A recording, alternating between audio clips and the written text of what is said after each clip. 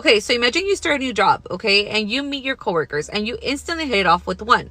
And like every coworker friendship starts freaking fake as hell. You guys start telling each other how amazing and perfect your guys' life is, how amazing your relationships are, and then slowly you start to let each other know how it really is not and how fucking miserable you guys are.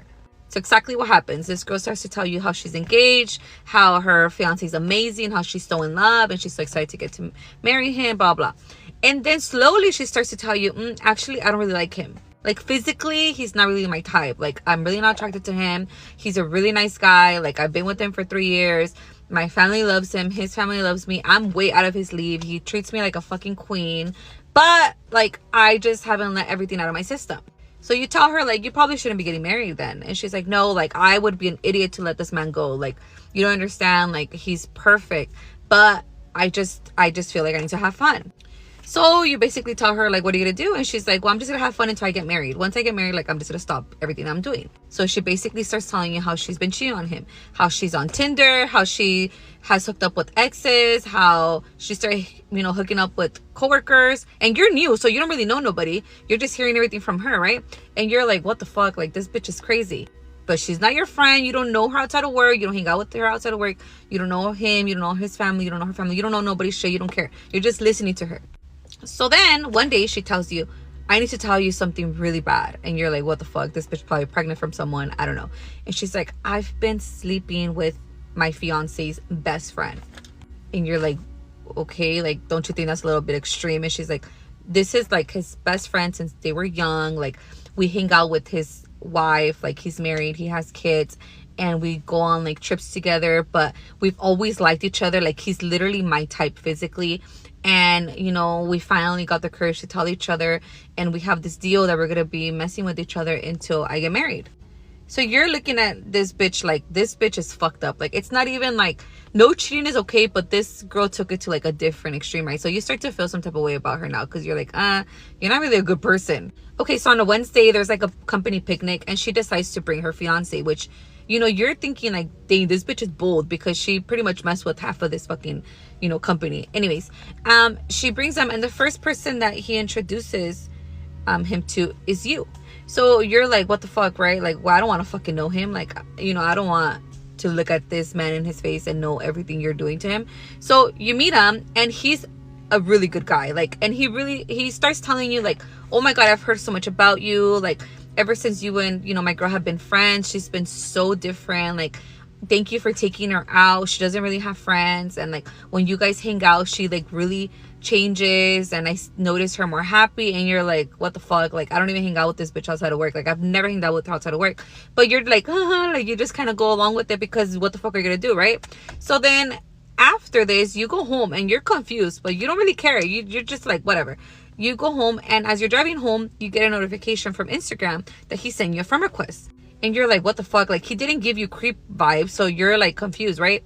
So then you message your coworker, and you're like, hey, like, your man just sent me a friend request. And she's like, I'm with them in the car. He asked me if he could send you a friend request, because sometimes he has questions, and I don't have no sisters, I don't have no friends, so he doesn't have no one to ask. So you go home, right?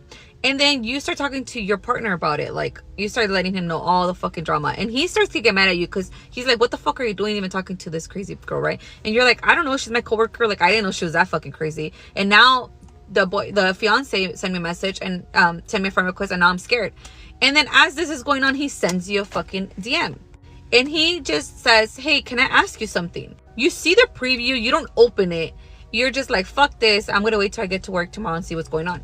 So the next day is Thursday, and you go to work, and you tell your coworker like, hey, your man sent me a message, and he said like, I needed to ask you something. And what the fuck? And she's like, oh, he's probably gonna ask you something about the wedding or something that I like, do you want to be part of our wedding? He's been telling me to ask you, because again, I don't have anybody. And you're like, girl, I'm pregnant, because in that time you're pregnant. And you're like, I don't know if I'm gonna be able to, like, you pretty much don't want to be involved. So this is on a Thursday, and Friday you're leaving for maternity leave. That's your last day. So you're like, whatever, I'm not gonna deal with this no more. So then later on that night, he sends you another message, and you open it, and he's like, can you please reply? I need to ask you a question. So you're like, okay, hey, what's up? And he says, okay, he asks you, is it with him? And you instantly know what the fuck he's referring to. You're like, oh, he knows. Like, he knows and he's asking you to confirm it.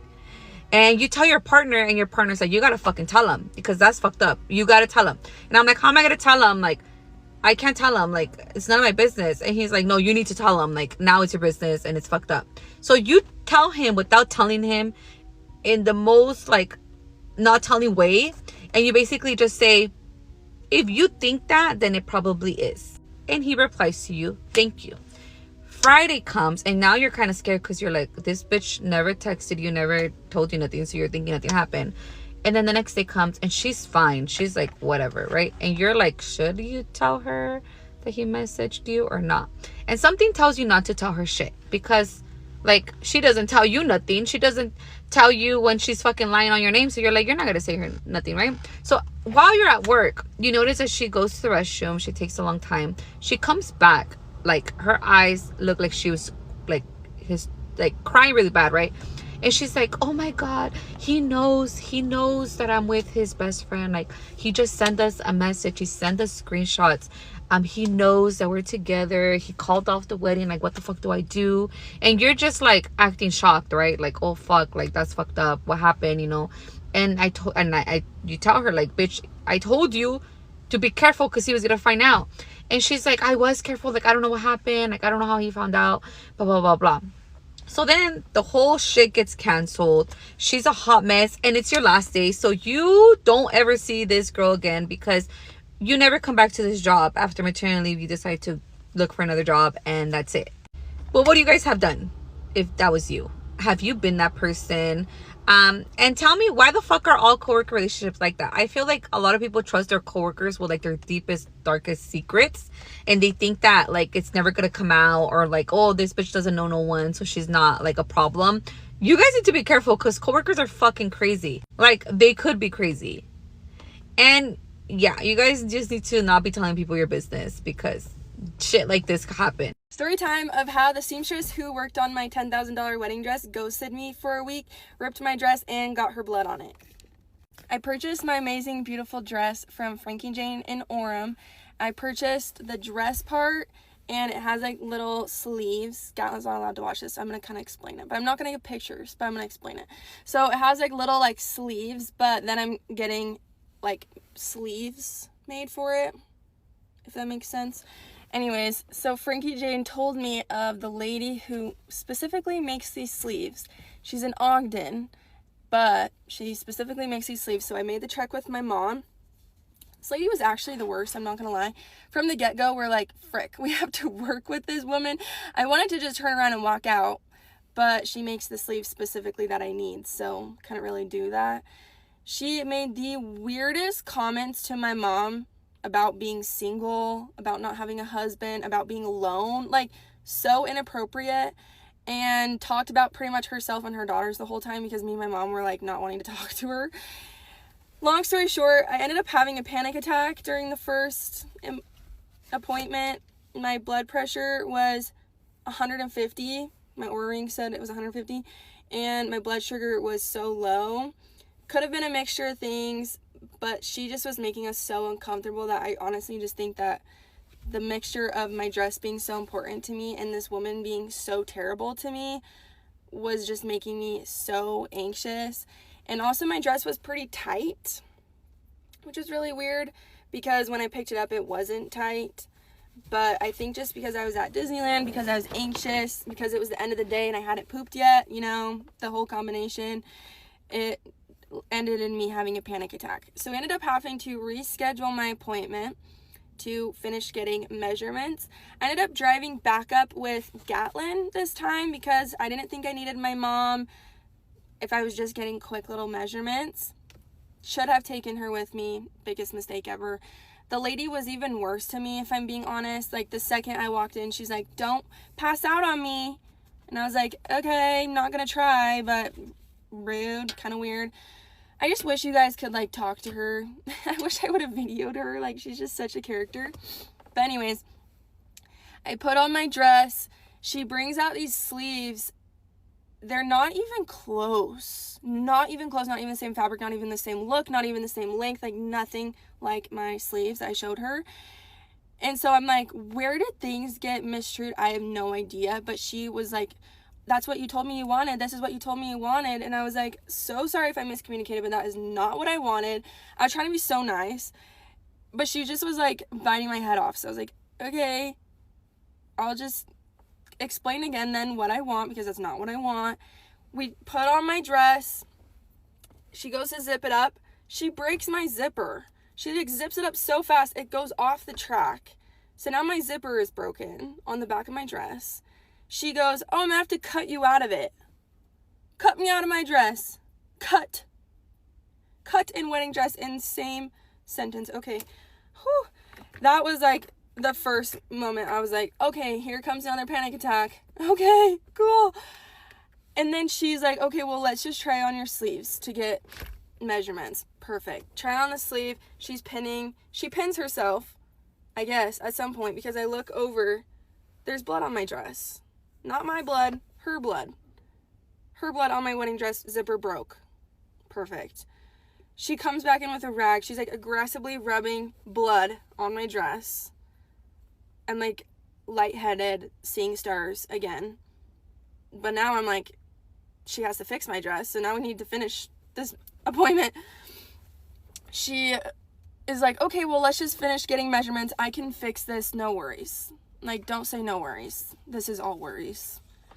I had my arm up like this, trying to like see how I wanted my sleeves to hang. She pushes my arm down, and that's when I snapped. That's when I was like, girl, you need to be nice to me. Like, I've done nothing wrong. My dress is like in shambles, and I'm still being nice to you. You need to be nice to me. Like, I'm sorry if you're stressed, but like, imagine how I feel right now. This is my wedding dress. She like apologized and was like, sorry, like, I understand your dress is ripped and you have blood on it, but I'm gonna fix it, no worries. Again, saying no worries. Like, stop trying to diminish the fact that I'm stressed right now. Anyways, at the end of the appointment, I ended up just telling her, look, I need my dress done by Wednesday. This was on a Saturday. By Wednesday, can you get that done? Because I am leaving out of town. I'm going to Canada for a week. I need to have peace of mind here. My dress is in shambles. I'm feeling extremely stressed. Oh, yes, honey, I can get that done. I'll have your sleeves exactly the way you want. Blah, blah, blah, blah. 100% Wednesday. Perfect. Come back up on Wednesday. She texts me on Wednesday. Your dress is not ready. You're going to need to pick it up when you get back. No details, no reassurance, no nothing. Perfect. I text her back immediately. I'm like, hey, can you send me pictures of what you have done, the blood being out? Are the sleeves in the direction I want? I need peace of mind on my vacation. And can we schedule a time right now so I know when I'm going to be coming and pick up my dress? She literally ghosts me and does not respond. That was on Wednesday. Now, my mom, being a sweet angel, she's like, you know what? It's going to be fine. Just don't text her. If she hasn't responded by like Tuesday, we'll text her again. She doesn't respond. So on Tuesday, I question mark the message. Nothing. I take the question mark off of it later in the day and put it back on. Nothing. I take the question mark off of it, put it back on. Finally, she responds. She says, see you at this day, this time. No, sorry, I haven't responded. No, here's pictures of your dress. No reassurance, no nothing. I literally felt so sick on my trip, and I was breaking out so bad, so anxious about my dress. Just so uncalled for, so unnecessary. I go to pick up my dress, literally like straight from the airport to her house. I pick up my dress. It looks fine. The blood is out. The zipper is like some shitty ass quality zipper that she put on. But you know what? At least it zips up and no one's going to see it. I'm choosing my battles. The sleeves look great. The sleeves look like what I originally had asked. Why she couldn't do it the first time? No idea. She charged me full price. Full price. I didn't even get an apology from her. I literally put on my dress. She was asking me how my trip was. I have this all on audio recording too. I might add that to this. But she goes, how was your vacation? And I go, it was great. It wasn't great that you didn't respond for a week though. I was pretty stressed the whole trip. She like pauses, doesn't answer. Sorry, I've just been really busy. I literally am like, Okay, but you can't respond to me. You had my wedding dress. My $10,000 wedding dress that you ripped and you got blood on and you couldn't respond to me. She just doesn't say anything. Literally does not say a word, does not say sorry, does not nothing. And then she's like trying to like compliment my body the rest of the trip, being like, you're gonna look so beautiful, you're so stunning, this and this. I'm like, we're not friends. Stop talking to me. Stop talking to me. And I'm like giving her one-word responses. I'm not being very nice at this point, but I'm like, you are a rude person and what you did was so shitty. I would not wish that on my worst enemy. Like, I honestly just paid her because I was like, I need to get out of this house. I have my wedding dress. I need to be done with her. I was so done with her. And the fact that she wouldn't even say anything to me, I was like, we're done. But anyways, should I have paid her? No. Did she freaking put a shitty ass zipper on my $10,000 dress that was made in a boudoir in Italy and she puts a shitty ass zipper on it? Yes. So I should get my money back 100%, but that's probably not going to happen. But I will be contacting Frankie and Jane. I will be asking them to take her off of their list because she is the most unprofessional person and so rude. Nobody should work with her. Nobody. Do your research. Don't just take a name from the place that you get your dress because that was the crappiest, craziest experience of my life. And I'm just grateful that my wedding dress is in my hands.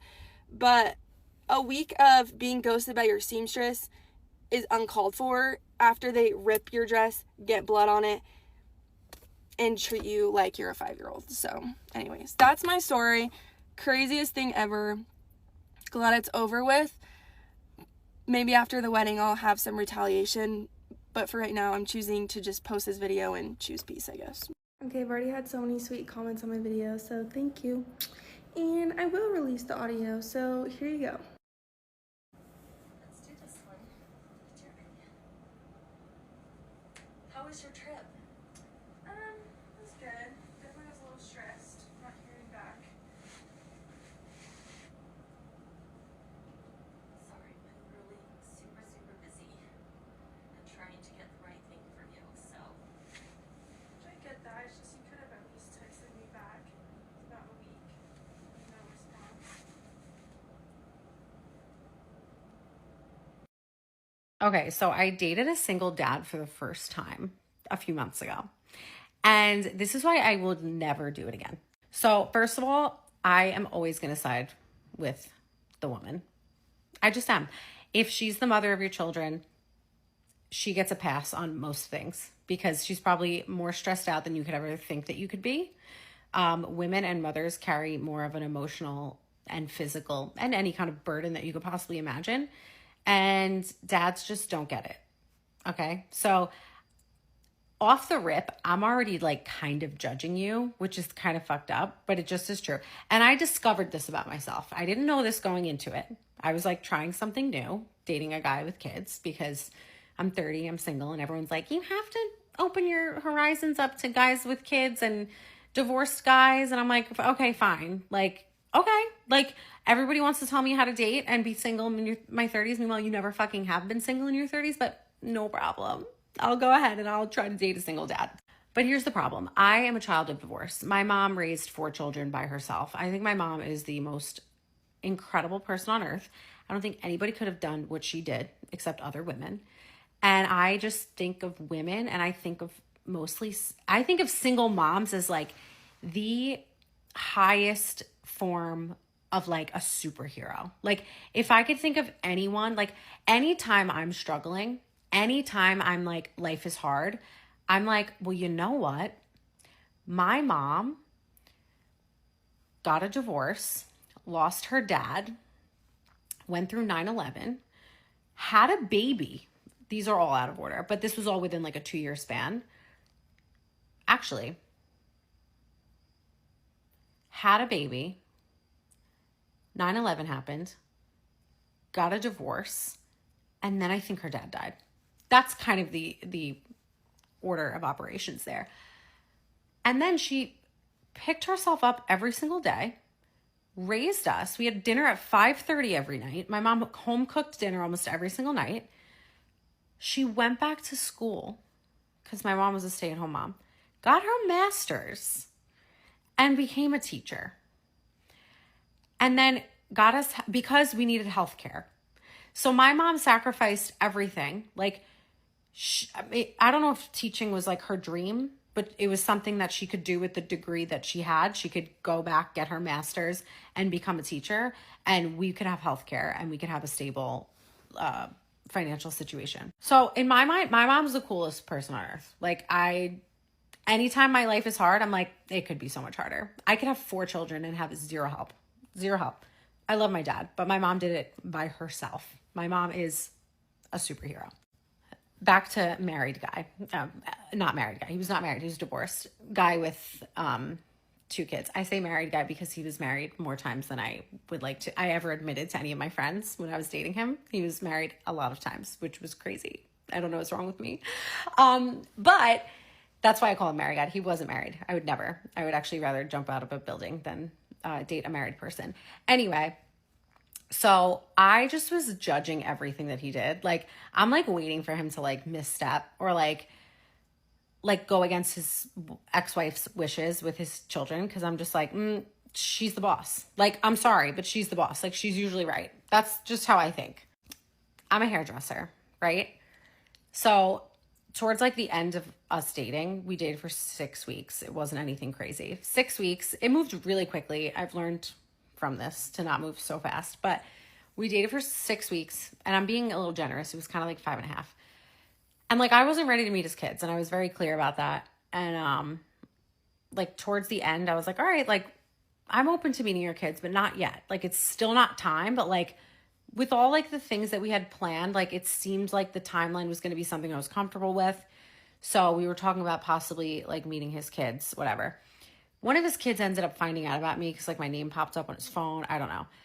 And I early on had this conversation. I was like, your kid's experience in this is my number one priority. Like, you got to run everything by me. Like, I have to make sure I'm comfortable, and you have to make sure they're comfortable. Like, I don't want to overstep. I don't want to come in too soon. Like, I have to make sure I'm locked in before I like meet them, like whatever.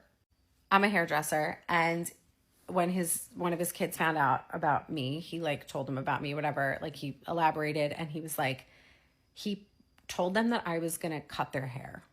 And he said it in like a way that he was like promising something fun. Like, yeah, when you meet her, like she's going to cut your hair.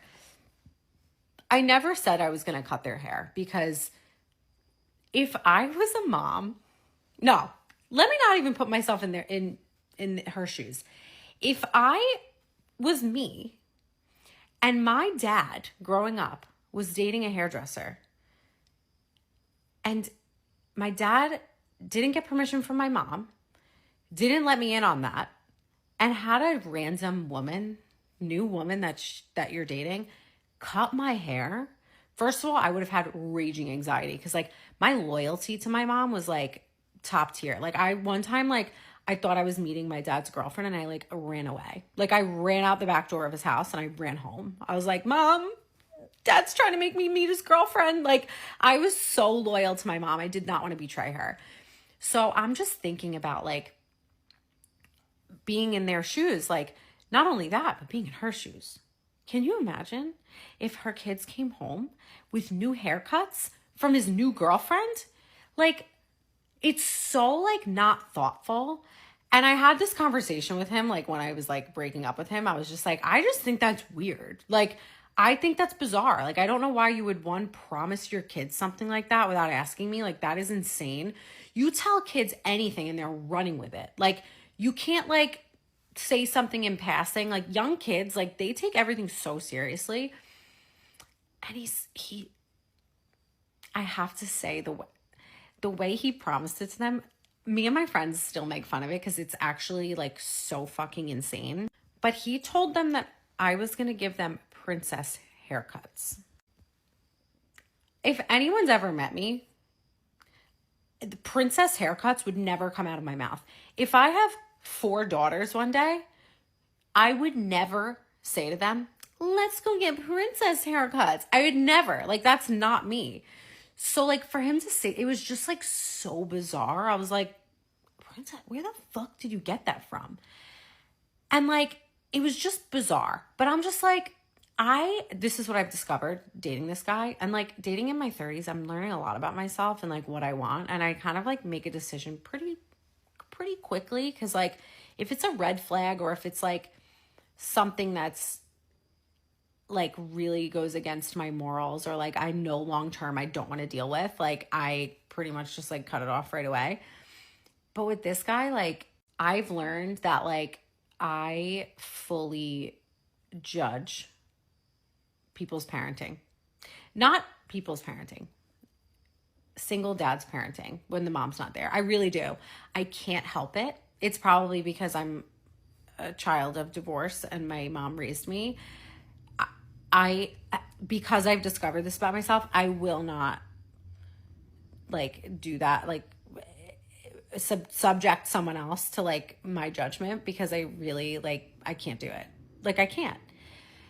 And it was such an interesting 6 weeks, or 5.5, whatever.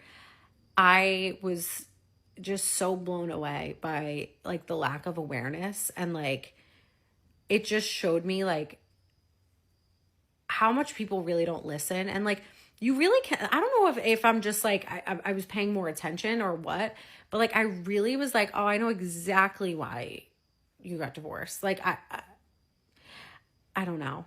I'm too judgmental. Let's just say that. I'm going to leave it at that. Like, I've discovered about myself, I'm way too judgmental on single dads if I'm dating them. If I'm not, like, I'm not even going to look in your direction. I don't care about you. But, like, I just can't. Dating in your 30s is really fucking weird. We're talking about how my ex-boyfriend was in love with my oldest friend for the entire year that we dated. So hi, my name is Ember. This story makes me want to kill myself, and I just found out all of this last week. So now I need opinions on what to do. And yes, this is my real story. So it's December 29th of 2024, and I'm sleeping over at my oldest friend Jamie's house. Me and Jamie have literally been friends since the day that we were born. I don't know why I'm, like, glowing right now. What the hell?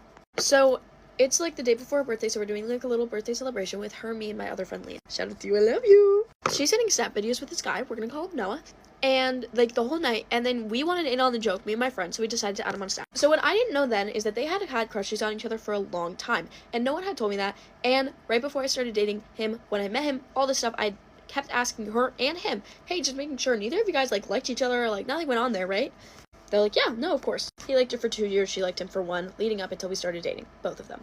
Didn't know that, just found that out last week. Horrifying news, by the way. Basically, that night that I met him, we just kind of kept talking, and we became really close friends. I thought he was really cute, funny, liked him, you know.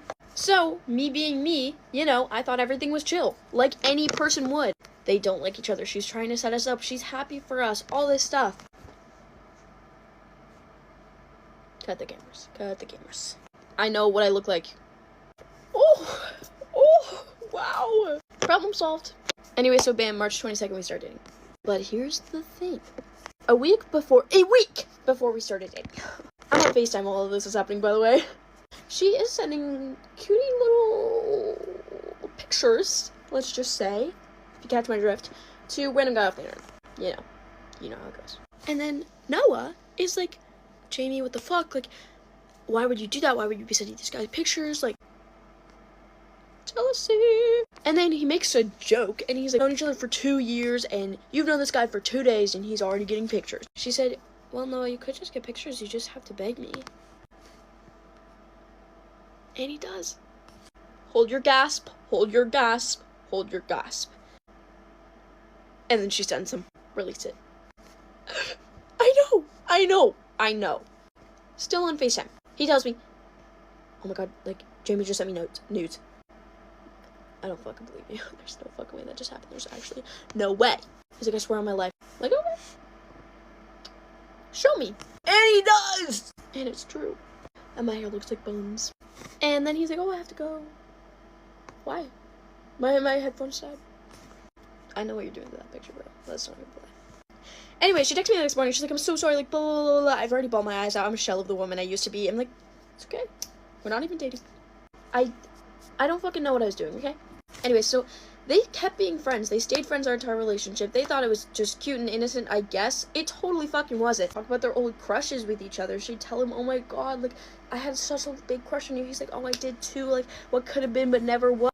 I'm still dating him. 6 months into us dating, they're up late. He's in a different country, mind you. It's like 3 a.m. for me and her, and they're like talking about like things they're into with each other, like into. I'm like, what are you doing, bro? You're dating me. You've been dating me for 6 months. This is not okay. And I was like, be so honest with me right now. Do you like her? Are you into her? What is going on? And he's typing. He stops. And he's typing. And he stops typing. I said, you know what? I don't even want to know anymore. He's like, are you sure? Oh, unless the answer is no, I don't want to hear it. And he goes, well, the answer is no. Kind of. He goes, I'm not in love with her or anything. I just, like, I'm attracted to her. I'm like, in the way that you think she's pretty? Or the way that you're like, let me get behind her and put it in? He goes, well, the first one. And kind of the second one.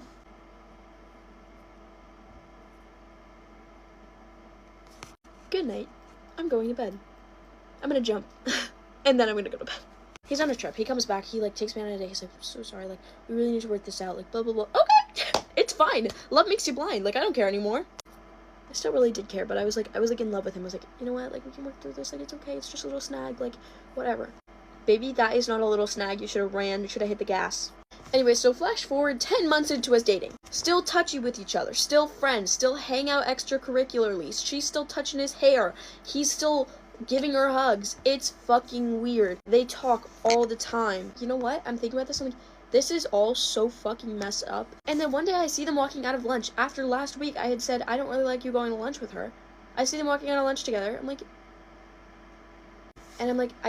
there was a lot of other issues going on. He wouldn't ask me on a date. He wouldn't try. He was rude to my friends.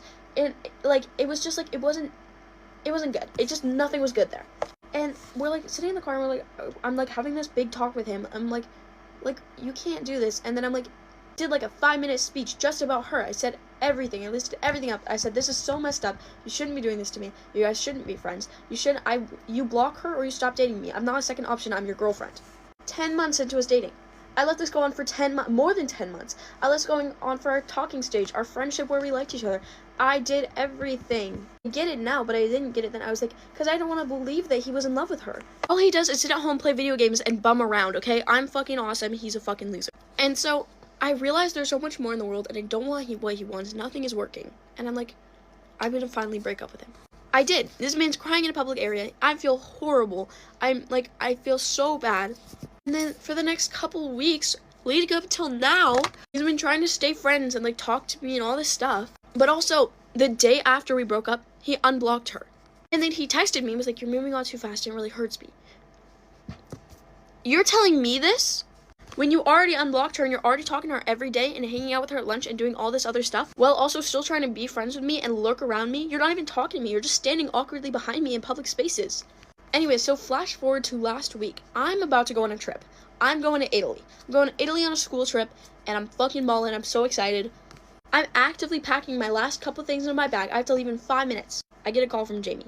And she's decided that it's her new hobby to complain to me about how much my ex is hanging out with her because apparently she doesn't like him. She would never. And she's like complaining to me on the phone. She's like, oh my god, like he keeps sitting at my table. He keeps following me around. And he keeps blah, blah, blah, blah, blah. And she goes, I know you like me, but like you don't have to. Can we roll the cameras back a little? Can you repeat what you just said? I go, what do you mean he likes you? She's like, oh yeah, apparently he's said he's liked me for the past 3 years. They've known each other for 3 years. He liked her before we started dating, while we were dating, after we were dating, now trying to get with her. And he's still blaming me for everything. And she's like, yeah, I liked him too before you guys started dating, but I would never after he dated, like, me. Like, you guys had all the opportunity in the world to tell me this. I asked you. I asked you so many times. I gave you 4 months of knowing him and knowing me to tell me. I didn't even know that they liked each other previously until we were already dating for 3 months. What the fuck is happening? Anyway, so now I'm trying to figure out what to do. I still have his stuff, so I need to drop that off to him. So I was thinking maybe I'll go talk to him about it, like, when I see him. But I don't know if I want to know all that stuff. I used to work at Crumble my senior year of high school, and this is the reason I quit. So let's get into it. If you don't know anything about Crumble, I don't know if they're all like this, but at the Crumble closest to my house, there was usually only 2 people working at a time. I was still in school at the time, so I was usually working the later night shifts. So it was a Friday night. It was me and my coworker who was like a shift lead manager. She was like 20. I was 17. We closed at 12 a.m. It was fine with me. It was a little bit scary at night as a teenager, but you know, I loved my money. What can I say? So it was probably 11:30 at night. We were getting ready to like shut down. I will say my coworker usually did not do a lot of work. She was usually in the back where the sink and dishes are doing college stuff, which I was not really complaining. There wasn't much for me to do anyways, so I wasn't complaining that much. But I will say that made me pretty upset in this situation. 11:30 rolls around. I'm doing my last like check of all the cookies, like logging them, doing the dough and all that stuff, whatever, all that jazz. A man comes in. We all kind of know this guy.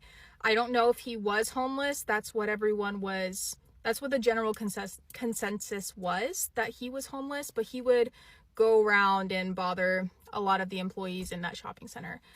I didn't know that at the time, but he walks in. I say like, hey, welcome in. Like, what can I get for you? Like, cause he comes straight up to the counter. He asks me for the display cookies. If I had known where the situation was going, I would have just given them to him. But because morally, I was like, these cookies have been kind of sitting out like the entire week. It's a Friday night. I don't think I should give them to you, and I don't think I'm allowed to. It would make you pretty sick. He kind of escalates the situation pretty quickly. I didn't, honestly, now that I'm looking back at it, I probably should have just given the cookies, like at your own risk. But I didn't want to get in trouble at my job. I was 17. I didn't want to get in trouble. What is my coworker doing in the back, you might ask? No clue. So we're going back and forth. Then he gets to the point where he's telling me like, you better watch your back. I'm going to put you in like I'm going to put you underground. Like, you better watch your back when you're leaving the store. Like, I'm going to over some cookies, over the display cookies that probably tasted really bad anyways. So at this point, I'm kind of just like standing there scared. I'm a pretty reserved person in general, so I'm not like, I didn't know how to react. I was just kind of like, and he's getting aggressive. He's getting closer to me. I decide to, you know, like not say anything. I quickly turn around. I go to the back of the store, and thankfully my coworker, although she didn't come out and defend me, was on the phone with the police. My phone just fell. But anyways, maybe that's a sign for me to wrap it up. Basically, police shows up. He had already left at that point, but there had been reports of him like stalking girls on their way to the cars. So we did have to like leave the store, obviously. The police walked us to our cars. I was scared, like I was going to my pants. Like I was like, this is the way I'm going to die. Like the next day, I had a morning shift, came in, and not even 30 minutes into my shift, apparently there was a right outside the store and someone died. I took that as a sign that I should probably not work there anymore, because I was starting to feel unsafe, obviously. So then I put in my 2 weeks that day. And I mean, I was going away to college anyway, so it was bound to happen eventually. So I just took this whole situation as a sign for me to take it somewhere else. I used to work at Crumble my senior year of high school, and this is the reason I quit.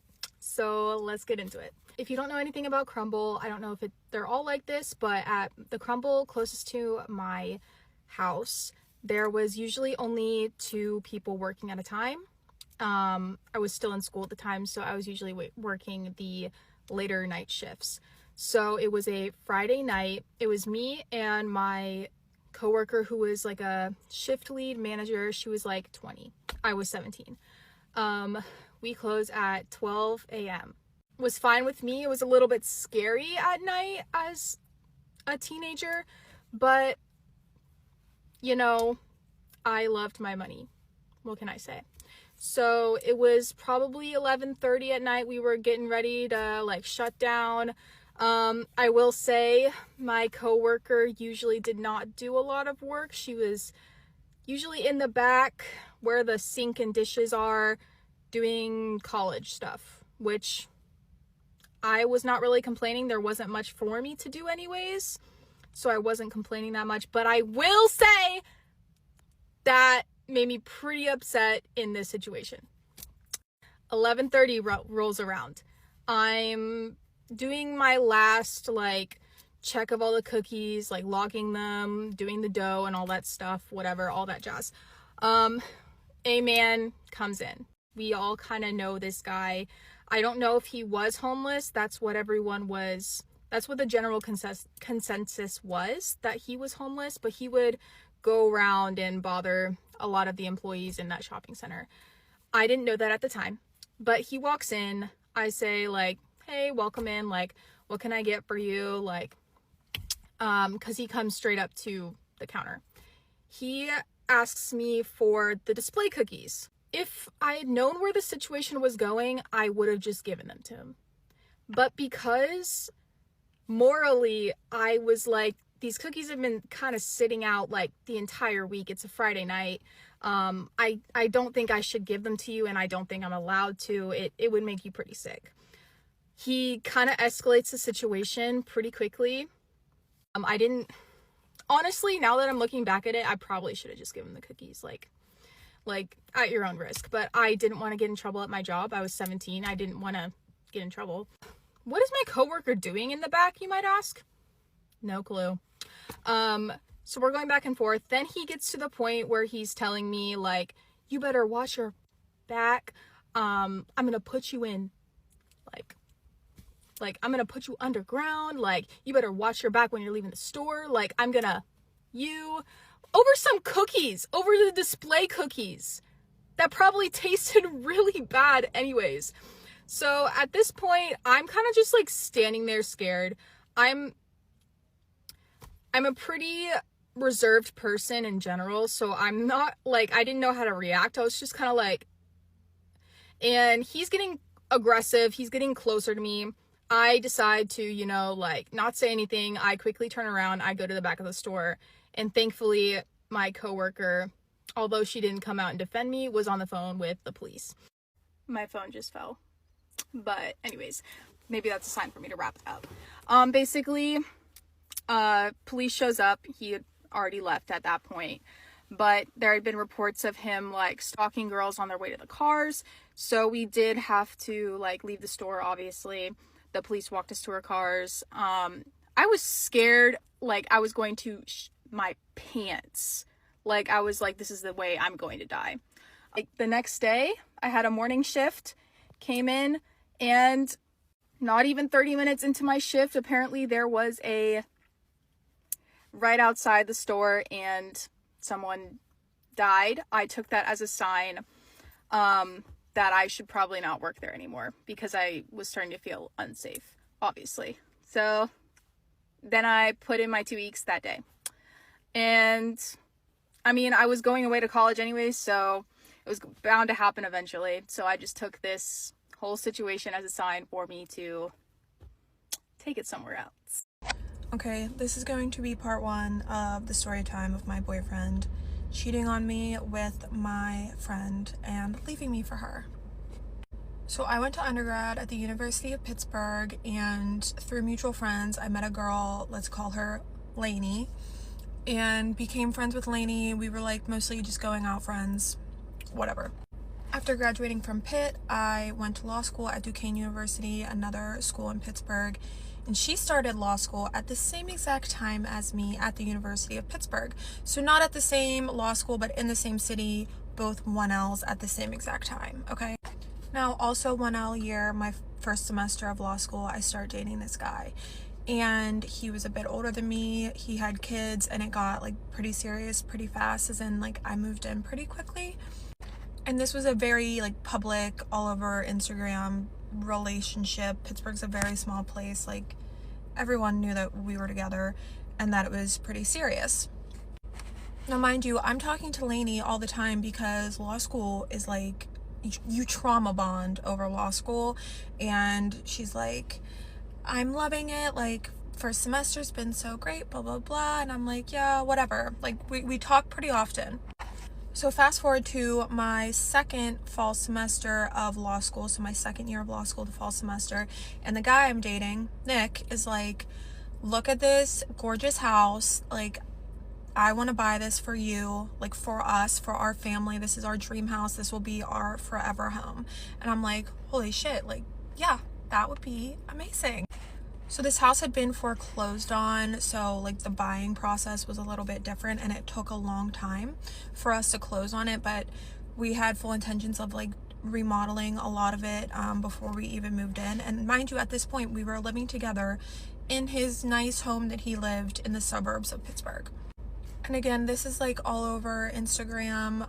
His realtor was his friend. She posted like congratulations to Anna and Nick on their new home, posting pictures of it.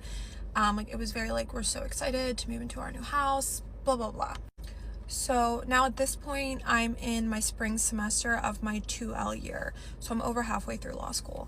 And we are doing remodeling, picked out the carpet, picked out flooring, picked out paint, like doing all this stuff. We're checking in on the house all the time to like see how the progress is going, but we're still living together in the house that we've been living in. And now it's like a couple weeks before we're set to move in to the new house. So we were about 2 weeks out from moving into the new house. Mind you, a lot of my stuff was already there, furniture and things, because it didn't make sense to bring all of my stuff into like storage at the house we are currently living in. So it was just like in the garage at the new house. And everything is going totally fine. We have like trips planned in the next couple of months, just totally normal. Whenever I'm in night class and I get a text that says, we need to break up. Go to part 2. Okay, part 2.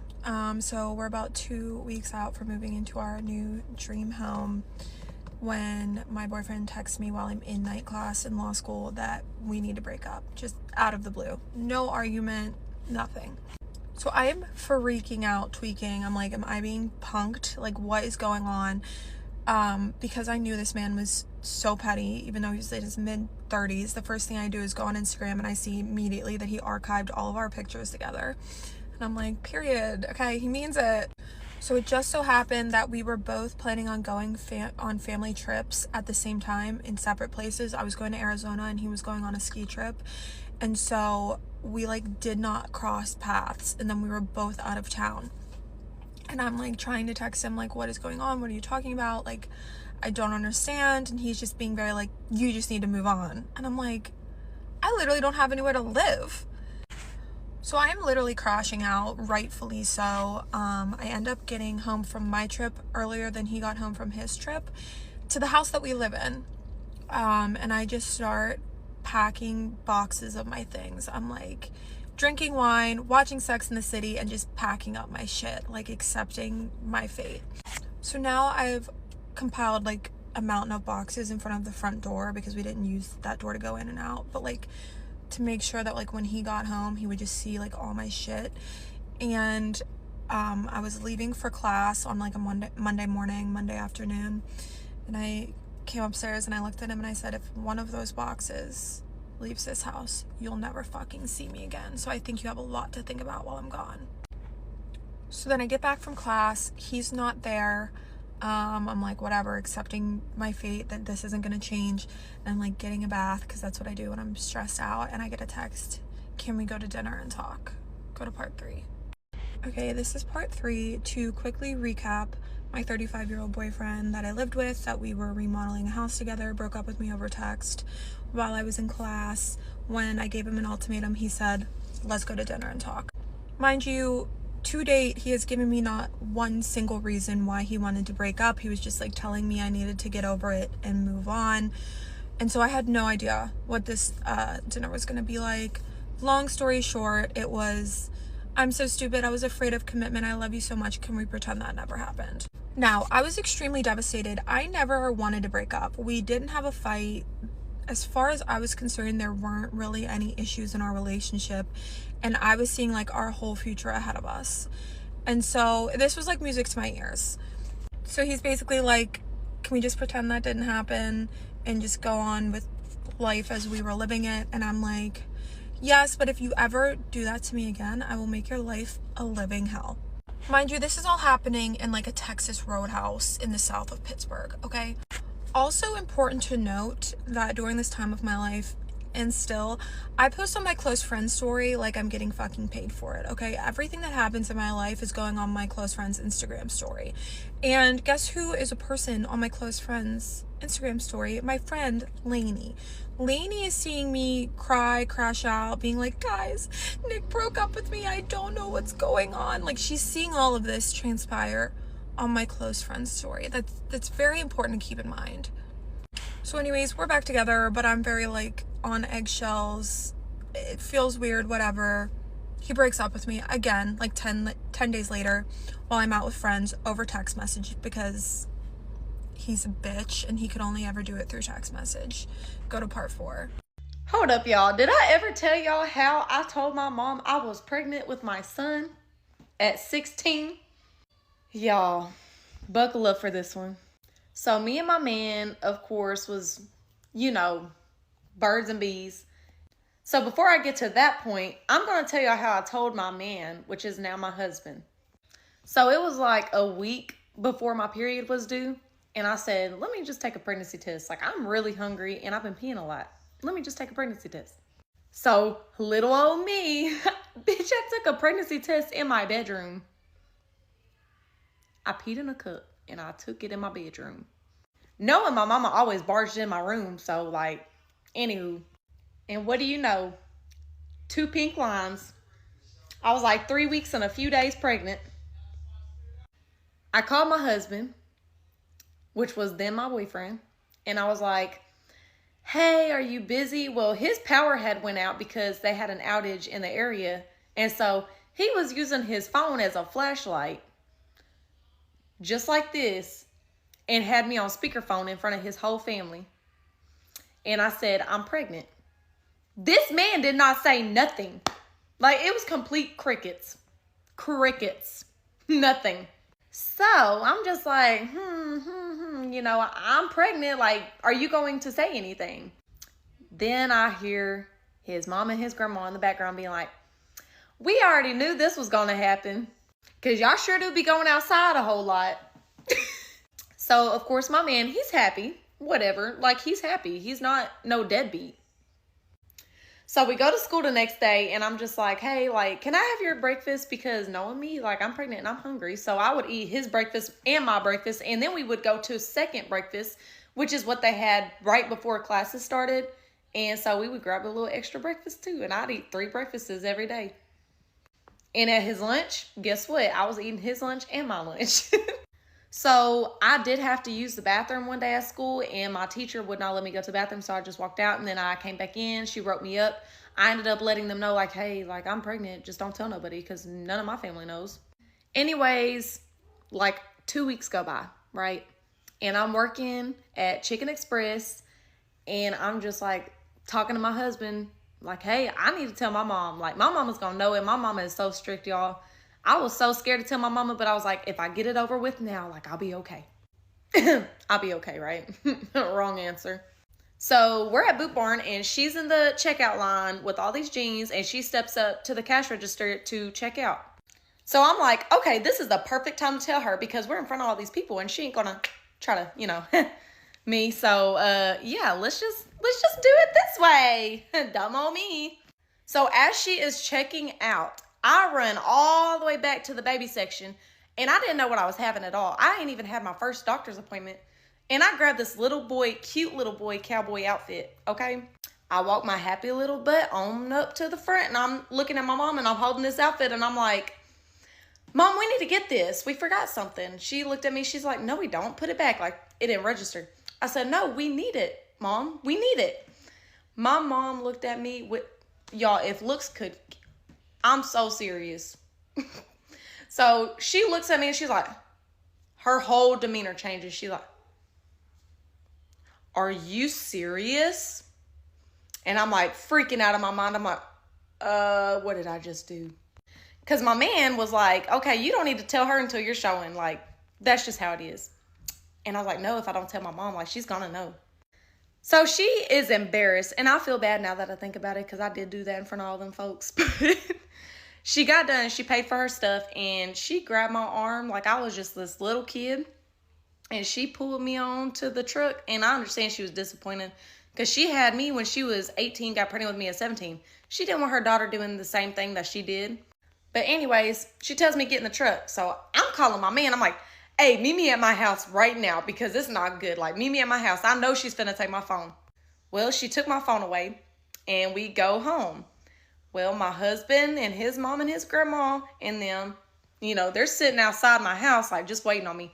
So I get out the truck, and I'm running to them. My mom's like, Tila K, get in this house. And I said, no, I ain't going in the house with you. I don't know what you finna do to me.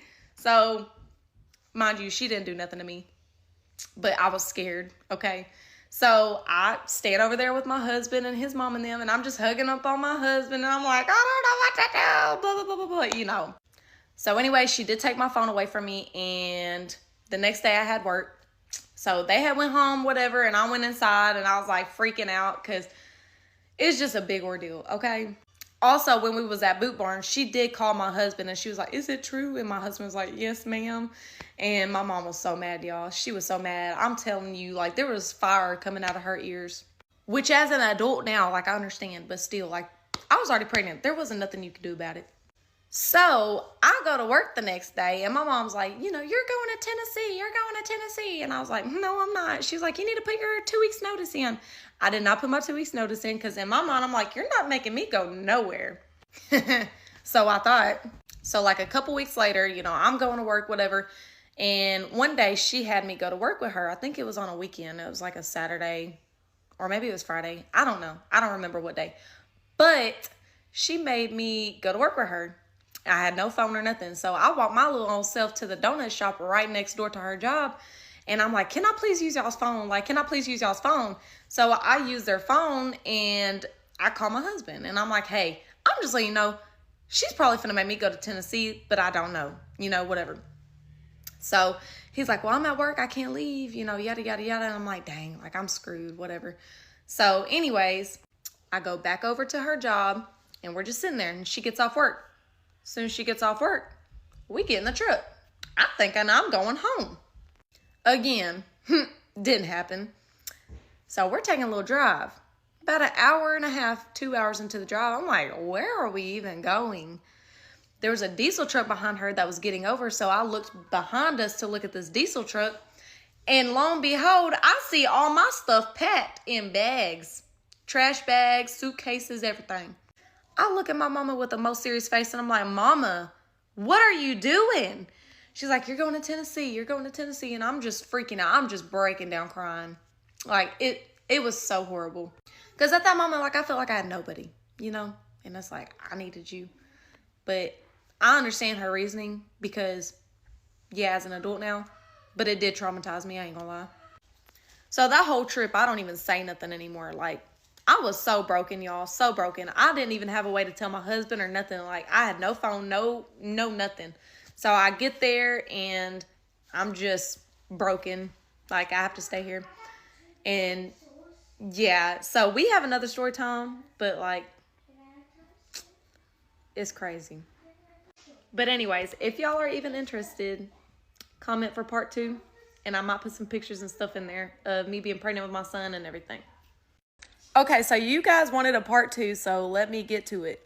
So before I got sent off to Tennessee, unknowingly, of course, I went to my man's house like a week before I was shipped off to Tennessee. And I was at his house, and my mom did not know. My mom called me, and I told her I was going to come home. And another 10 minutes, police are at my husband's house. My mom did call the cops on me because I was at his house. That was traumatic too. They separated my husband and I from each other. My husband was like, that's my baby in her stomach. And they were like, okay, and just because that's your baby in her stomach does not mean that she can stay here. Anywho, past that, I'm in Tennessee and I'm broken. I'm sad. I'm traumatized. I'm like, oh my God, like all these people are finna judge me because I'm 16 and pregnant. So I end up going to my first doctor's appointment. I was 8 weeks at that doctor's appointment and they did my first ultrasound. Had my ultrasound. It was uncomfortable. I just wanted my man there. And of course, I had no way to contact my husband. So he didn't know about any of my doctor's appointments, like at all. So fast forward, I'm 20 weeks pregnant. I have my ultrasound and it's a little boy. I'm happy about that. They did let me call my husband to let him know what we were having and he was super happy about that. But this whole time, y'all, I did not have a phone. So I'm not even gonna lie. When I worked at Arby's in Tennessee, I was using all of my coworkers' phones. I was sending him little bump dates and, telling him how I'm doing and how work was going and everything like that. So time goes on, and I'm 38 weeks pregnant. I'm like, hey, like we need to, do an induction because there's no way my husband's going to make it here. It's an 8-hour trip. So in order for my man to make it to the delivery of our son, I chose an induction date and it was August 22nd, 2019. So I get up early in the morning. It's storming. It's raining. I'm like, oh gosh, just what I need. Like storms kind of scare me. I ain't gonna lie. I like storms. I just don't like tornadoes. And as y'all know, Tennessee gets really bad tornadoes. So we're going to the hospital. I'm like, oh my gosh, I get to see my man. Like, I'm so happy. Mind you, the only time he has ever seen me pregnant, of course, before I was shipped off to Tennessee, that I was like 5 weeks pregnant when I was sent off to Tennessee. So the only time this man has ever seen my big old belly, me being pregnant, I was 7 months pregnant and I came down to visit my mom and they allowed me to see him. So right before I had to go back to Tennessee, so we had met up at Starbucks and he seen me for like literally 15 minutes or less actually. And he gave me a little promise ring. It was so sweet and it was so sad because I was like, dang, like this man's only seen me pregnant like this one time. I'm 7 months pregnant. Oh my gosh, it was sad. Anyways, we go to the hospital and there my man is walking in the room and I'm like, oh, I'm so nervous. My blood pressure was super high because of course I was nervous, but also I was dealing with a lot of other things. I'm sure stress played a part into that as well. And so they were telling me like, hey, if we don't get your blood pressure down, you're going to have an emergency C-section. I'm like, oh, so you want me to have my blood pressure go down, but you're going to tell me this. Oh, that's not going to work out, honey. Anyways, fast forward, my blood pressure goes down a little bit. He calms my nerves some and I have all my family there and they start me on Pitocin. Y'all, that Pitocin, I could have sworn like it was going to me. That was horrible. Like I've never dealt with no pain like that before. So they end up breaking my water. I was like 5 centimeters. They break my water. And once they break my water on Pitocin, I am literally like out of there. Like it's horrible. I can't talk. I can't move. I can't nothing. And my husband the whole time, he kept wanting me to hold his hand. And I'm like, your hand is not stiff enough for me to hold on to. So I'd let go of his hand and hold on to the side of the bed. I don't know why. It was just better to hold on to the side of the bed. Like I could have sworn I was going to break his hand or something. I didn't want nobody talking to me. I didn't want nobody touching me. Nothing. So I get to 7 to 8 centimeters. And I'm like, listen, I can't do this. I need the epidural. Y'all need to give me the epidural. So they come in, they give me the epidural. They make my husband go outside and my aunt's with me because they were like, you can only have one person in here when you're getting the epidural. You can have your aunt, your husband, whoever you want. I said, I want my aunt because she knows about this. And he was 16 at the time. So I'm leaning over the bed and I'm getting my epidural and I asked my aunt permission to cuss. And I said, can I please cuss? Can I please cuss? She said, I don't care. I said, shit. Like, that's all I could say. I didn't say nothing else. That's all I said. And it was awkward, but I was in so much pain. And they were like, you need to sit still. I'm like, I can't sit still. Like, it's so bad. I get the epidural and I lay back in bed and then everybody else comes back in and everything's numb except my contractions. So I'm like, y'all have got to do something. Like these contractions are about to take me out. So they come back in there, kick everybody out of the room again. I get a second epidural as if the first one wasn't bad enough. After that second epidural, everything was completely numb. I didn't feel nothing. As soon as they walk out from giving me that epidural, y'all, I was ready to push. So I got it just in time. So anyways, I'm there, I'm pushing and everything. And I have a beautiful, healthy, happy baby boy. He cried literally like twice. And as soon as they laid him on my chest, I was like, hey, baby. And he literally quit crying. Like my voice, I guess, soothed him. Anyways, I have him and I start bleeding a little abnormally. I did have some super big clots. They gave me some medicine to keep me from bleeding and to keep me from having the clots, as well as had to take iron. So everything went smoothly, you know, other than a little bit of bleeding and whatnot. So it's time to go home. And I'm like, okay, I just want him to be with me, to take our son home to his first home. Like, I really want this. Well, that didn't happen. And so we left the hospital. And whenever we left the hospital, I went my way home. And then he had that 8-hour trip home. And it sucked really bad. Like, it broke my heart. And it was really tough on me. I'm not going to lie. And I ripped. So when I ripped / tore, it was really painful. So I was breastfeeding. I was taking care of a newborn. I'm 17 years old. Like, yeah. Time goes on, and my husband sees us whenever my son was like a month old, and he was able to stay the night, a couple of nights. Sorry, y'all. My phone just sent me a notification and like paused my video. But anyways, it was really difficult, really hard. And I was finally able to have a phone. And so I would text him here and there, you know, just about every day, really. But I had this app on my phone so my aunt could see everything that I was doing and saying or whatever. My husband only seen our son as a newborn like twice. When he was born and then when he was 1 month old. And then he's seen him like a couple other times after that up until he was 8 months old. And I'll get to that. So I did try to go to the high school there in Tennessee. And they literally said no because I was pregnant. So then I ended up doing online school and I graduated a whole year early. And I, in fact, graduated while I was still pregnant with my son. So when my son turned 3 months old, I did apply to college and I got in at Murray State University in Kentucky. And they had this early Head Start thing. So I was able to put him in there completely free. It wasn't really a child care. It was like early developmental thing for children. And it goes up to pre-K and whatever. So while I was in class, my son would be there. And so I had to leave in between every class and go breastfeed my son. And then when my son turned 8 months old, we had came down for the summer. And I was living with my mom at the time. And my mom wouldn't let me live with my husband, even though we did already have a house, which I understand. I was 17. And whenever we had came back down, I was like, Mom, like, I really want to stay. I want to stay. I want to stay. And she was like, no, you can't stay. Well, I ended up going to our house to get it ready one day. And it was May 13th. So right before my birthday, because my birthday is May 20th. And my mom was like, you need to come home. So I'm getting my son in the car and we're leaving our house that we're preparing for me to have and my son to have whenever we move out of my mom's. On my way to my mom's, this car pulled out in front of me and T-boned me. My son was on the opposite side of the car, so he was okay. He did get a bruise on his face from his sippy cup, or not his sippy cup, but from his bottle hitting his face whenever we, collided. The cars collided. But me, however, it really messed me up. So whenever the woman pulled out, she did T-bone me, and it made me do 2 donuts in the middle of the road, and I almost landed in a concrete culvert and all kinds of things. God was with me that day, y'all. I ended up coughing up, and I couldn't get out, and the amazing bystanders that were there, they got my son out, made sure he was okay. He was completely okay, but I did have to be taken to the hospital nearby, and my spleen, I had 2 fractured ribs, and my spleen had got cut open from my rib, I guess, like, going into it because of the airbags, I'm assuming, because them airbags messed me up, y'all. But as soon as I get to the hospital, they're cutting my clothes off and everything, and my son is with my husband at the time because he came down and got my son, and I was there for 3 days and 2 nights, and as soon as I left, my mom was like, you can go ahead and live with him, and I said, okay. So my mom dropped me off at his mom's, and then we started living together. He was 16 and I was 17 at the time. So we had our own house. But if y'all want a part 3, y'all just let me know. And thank y'all for staying.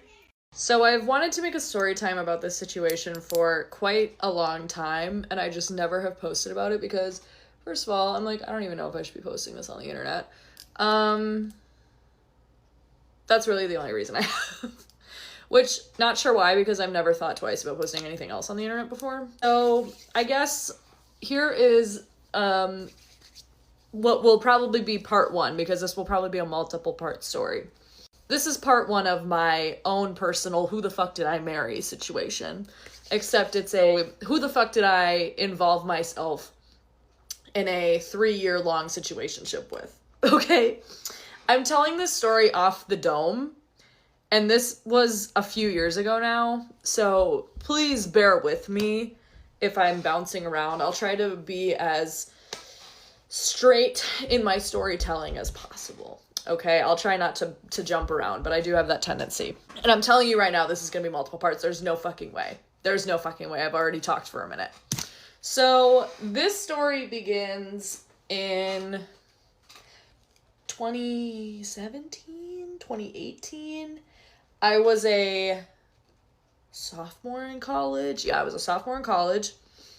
And I was looking for a job. And my local American Eagle was hiring. So I get an interview. And I get all dressed up. I get all cutesy. I wear my one American Eagle outfit that I own because even though I want to work at American Eagle, I am too poor to shop at American Eagle. And that's partially why I wanted to work at American Eagle, obviously. So I go to my interview and I walk in, and I think it was as I was leaving. It was either as I was leaving or as I was getting there. I walk in and I see this man who's working at the American Eagle. And I see him and I'm like, I want that man. I was like, that's my man and I'm gonna get him, okay? That was my thought. So I, have the interview, I get hired at American Eagle. So now I'm an American Eagle employee. I start working at the American Eagle and I have like the biggest crush on this man ever. Like, I just like literally think he's the hottest man I've ever seen in my life. Was he? Probably not. I worked there for a few months and I was only hired as like a seasonal, so I wasn't there for that long. I was there for like Black Friday and shit. And then there's this one night that I finally, I remember I was out with my friends and I finally worked up the courage to send this man a snap or add him on Snap. I think I just needed the courage to add him on Snap first. And then I tried to start talking to him, whatever. So we eventually do start talking, okay? And I'm I think this man is the finest man I've ever seen in my life. I was literally obsessed with him. And then we were talking for a couple months and my friends met him and all my friends were like, girl, and I was like, I know. Oh, fuck. I wish I could have gone back and told her to run. Girl, just run away. We're talking for 6 months or so, and it's getting to the point where we're hanging out all the time, we're talking all the time. We're doing the situationship thing. And it's probably month 6 or 7. And I start to genuinely feel like I love this man. I'm not even kidding. That is not a joke. I seriously have feelings for this person. And we're just still doing the situationship thing. So I'm still waiting around, just waiting for the hey, so what are we doing? I'm just waiting around and I'm waiting. Eventually, I think it was around that October, we stopped talking. And then I obviously had probably the biggest crush out of all time. At some point, we start talking again.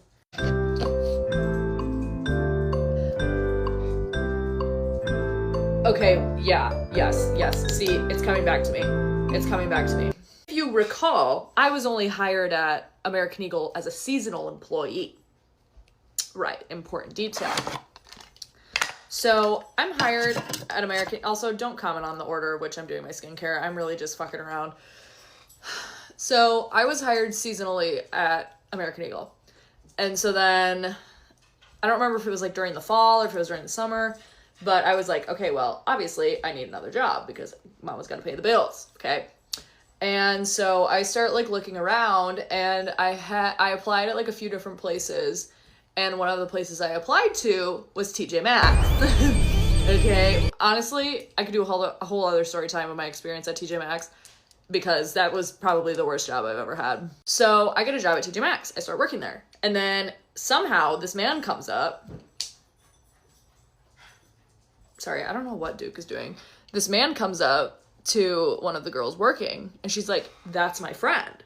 And I was like, oh my God, we literally used to talk. Whatever, okay. And sorry, I need to see what he's doing. Glad I went out there. Duke was just scaling the wall, trying to get to a piece of pizza on the counter. So she's like, oh my God, I'm friends with him. I feel like I need to give him a name. He was a J name. Beware of J names. Let's call him John. No, I don't want to call him John. How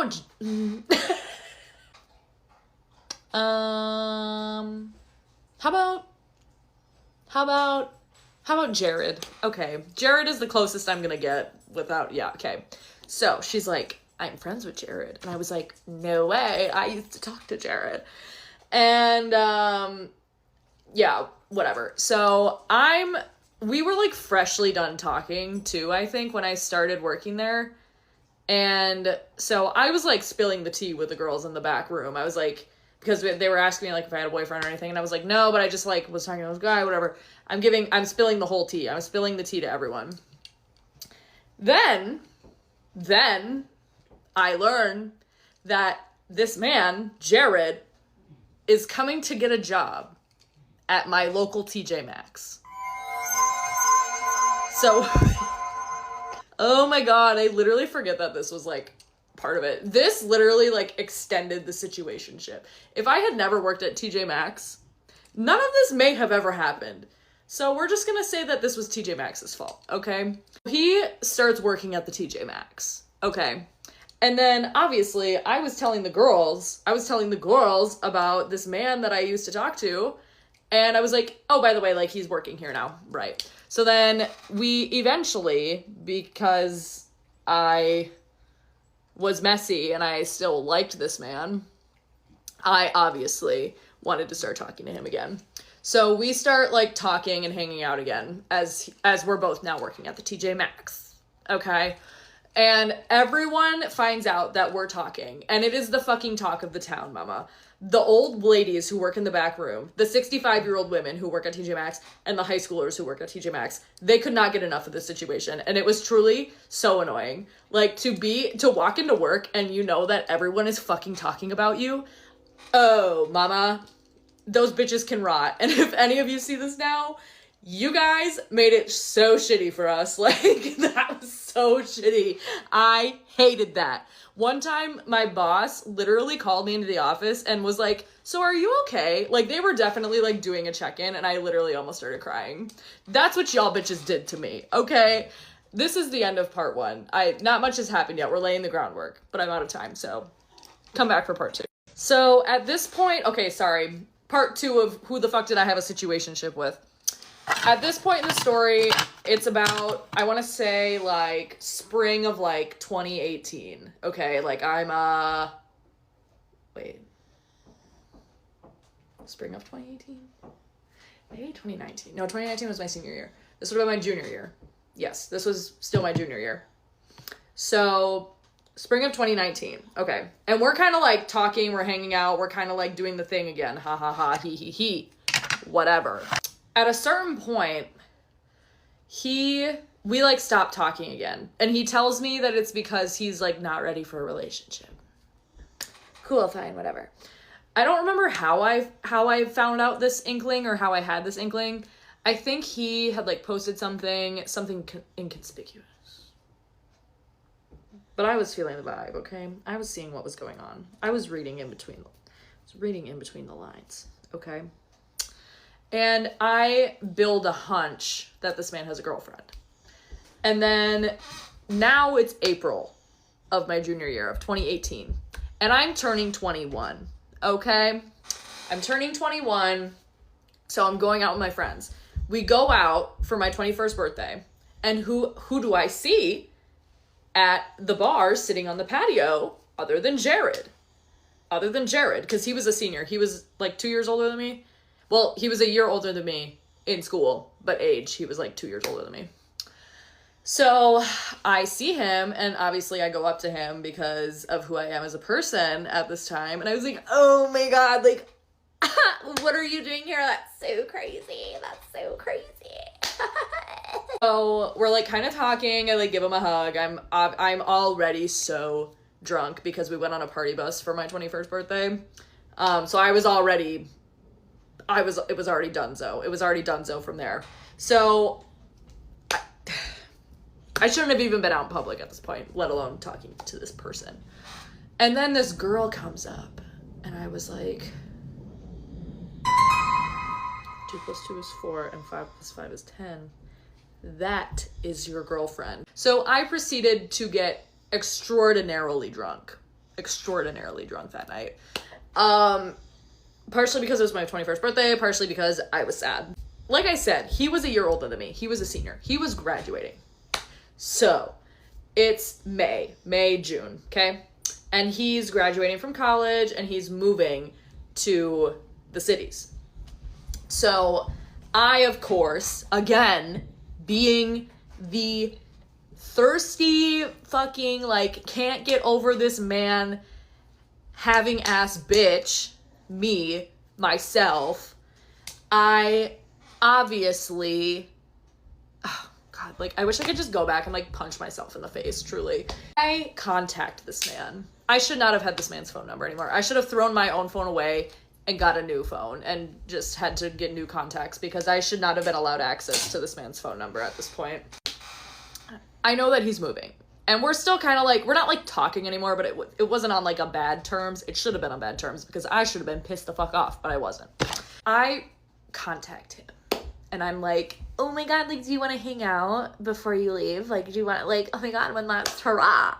Because like, we're friends, obviously. Like, obviously we're friends, right? At this time, the whole time that we'd been talking, he was a huge fucking stoner. He smoked every single time we hung out. I did not smoke at the time, so I would always just like sit there and like twiddle my thumbs, tee-hee, ha-ha, while he sat and smoked. By this point in the story, I did start smoking. Okay, I had started smoking weed. So I invite him over to smoke. So he comes over to my house. He comes over to my home that I live in. And at this point, I'm pretty sure he has a girlfriend. I'm pretty fucking sure he has a girlfriend. But I'm not 100% sure because I haven't had an actual, like, physical confirmation. I haven't seen anything to confirm to me. I haven't had the true confirmation. Now, let's just stop right there because I know some people are going to say, girl, that was messy of you. And you're right, like, that was messy of me. I'm not gonna say I'm not at fault in this situation, but I was so down bad for this motherfucker. I would, like, in ways that I can't even explain. Like, in ways that I should have been placed in psychiatric care. Like, it was, oh my God, it was terrible.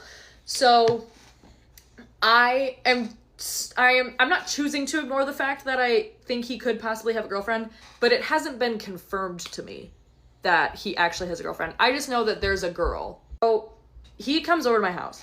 We're having our little hoorah, like, goodbye smoke sesh. And I notice on his phone, he's texting. I'm like, whatever. And I see, I like remember the girl's name, but I'm not gonna put her on blast because listen, she is the victim in the situation. But I see the girl's name with a heart next to it, a red heart. And I was like, oh,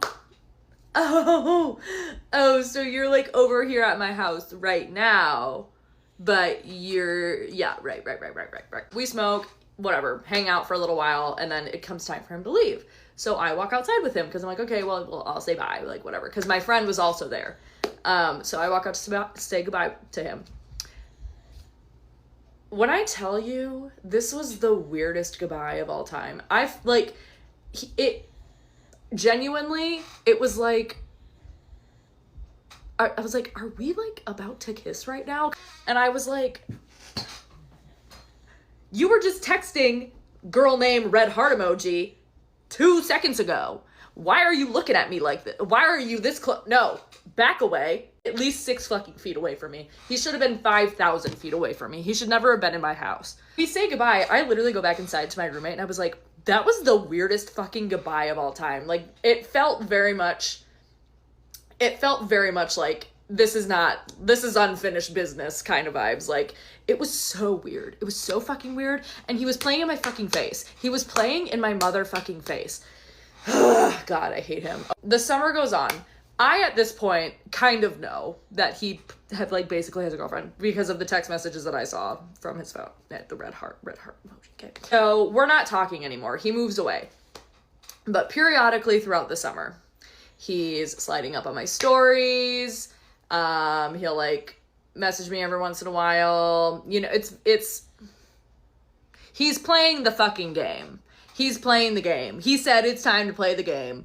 And I didn't want to play the game. But trust and believe, the story's not over, and it should have been. I then go into my senior year of college.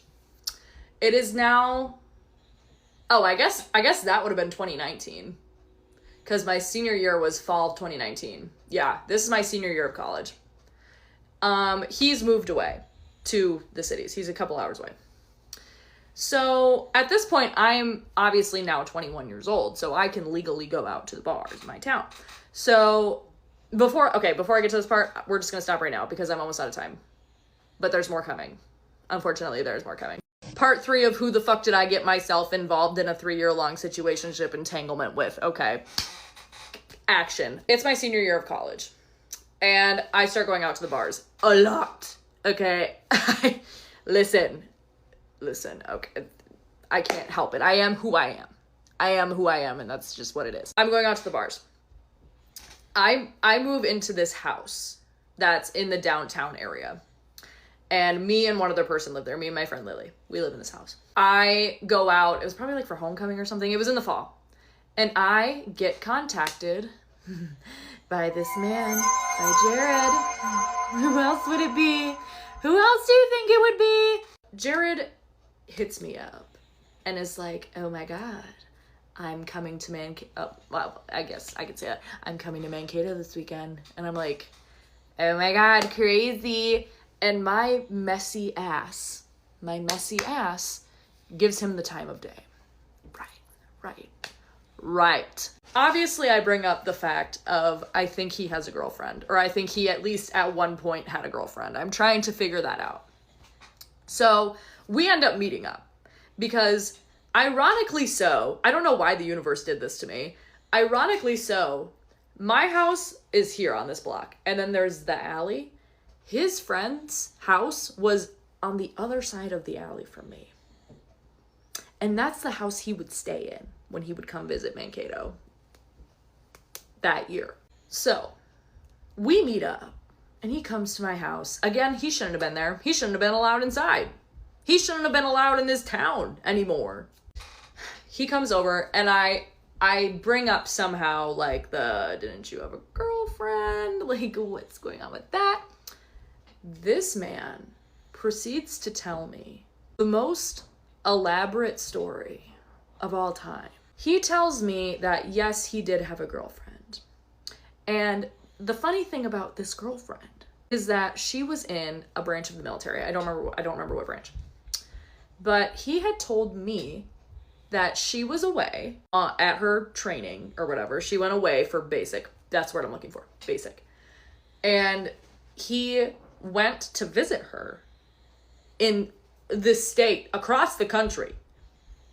And he flew out there to visit her. And when he got there, he found out that she had been cheating on him with a guy on her base. And he was supposed to go out there for 10 days and he was only there for 3. They got in a huge fight. He slept on the couch the whole time that he was there. He had to leave early with this whole thing. Very elaborate, thought out ass story. Okay. He'd been sitting on this one for a while. Spoiler alert, this was all a lie. All of this was fake. All of this was a lie. There was so much detail and thought that I was like, there's no way he's lying. Someone put me in a box. Someone put me in a straitjacket and cover my mouth because at this point, I'm no longer allowed to make decisions for myself. I believe this man. I believe him because I don't know. I believed him. To be totally honest, I believed him because I was like, okay, that's a lot of detail. And now, after I've gone through my true crime phase, I know and understand that when someone is adding in extra details that you don't need to know, that they're lying to you. Okay, so if someone's adding in too many details to a story, it's because they're trying to make it seem more believable. So I believe him that he claims to no longer have a girlfriend. So I'm like, okay, haha, this is fun, whatever. So he comes to my town, my college town, a couple of times. And we keep doing this. We keep going out. We keep seeing each other. He keeps coming over to my house. We're talking.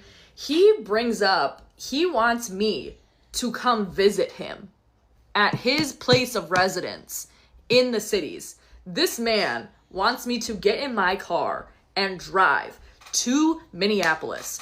He wants me to get in my car and drive 2 hours to Minneapolis, Minnesota, and come stay with him in his house. He wants me to come into his house and stay there. Interesting. Okay. I'm getting heated. So at a certain point, we obviously stop talking again. The communication stops. One day, I remember I'm sitting at my local Caribou Coffee. Okay, there's this Caribou right by campus that I would sit at and do homework sometimes. So I was sitting there, I'm on my laptop, I'm hee-hee-ha-haing, whatever. I get a text from my friend. And she's like, did you see what he posted? And I was like, no. And she goes, I think you should see it. I think you need to look. I go to my Instagram. Okay. I'm scrolling. This is the age of Instagram where everything was still in chronological order. There was no fuck-ass algorithm. So it should have been right at the top. It should have been right there. I'm scrolling. I don't see it. I'm not seeing anything. I go to search his name. He doesn't show up. Little does this man know, I have like 3 Instagram accounts. So I just simply log into one of my other Instagram accounts and I search his name. There he comes. There he is. And I am able to see that he has posted a photo with his girlfriend. The one that he said cheated on him with some man at her military base and that he went out to visit for 10 days and he was only there for 3 and he had to sleep on the couch all the time. That's the one. And he posted pictures of him visiting her. He posted pictures that he went to visit her out there. Oh! And I'm pretty sure it was like a 6-month post. I'm pretty sure it was a 6-month post. Girl, the crash out that ensued for me after I saw this post was biblical. Okay? It was a biblical sized crash out. So basically now, I have confirmation that this motherfucker has been playing in my face the whole time. I should have known that. He's been playing in my face since fucking TJ Maxx, girl. And after a while, I had put together the timeline of, oh, so basically the last 6 weeks that you've been talking to me, the last 6 to 8 weeks that you've been talking to me, is just the amount of time that your girlfriend's been gone in a different state at basic training because she's in the fucking military. So you,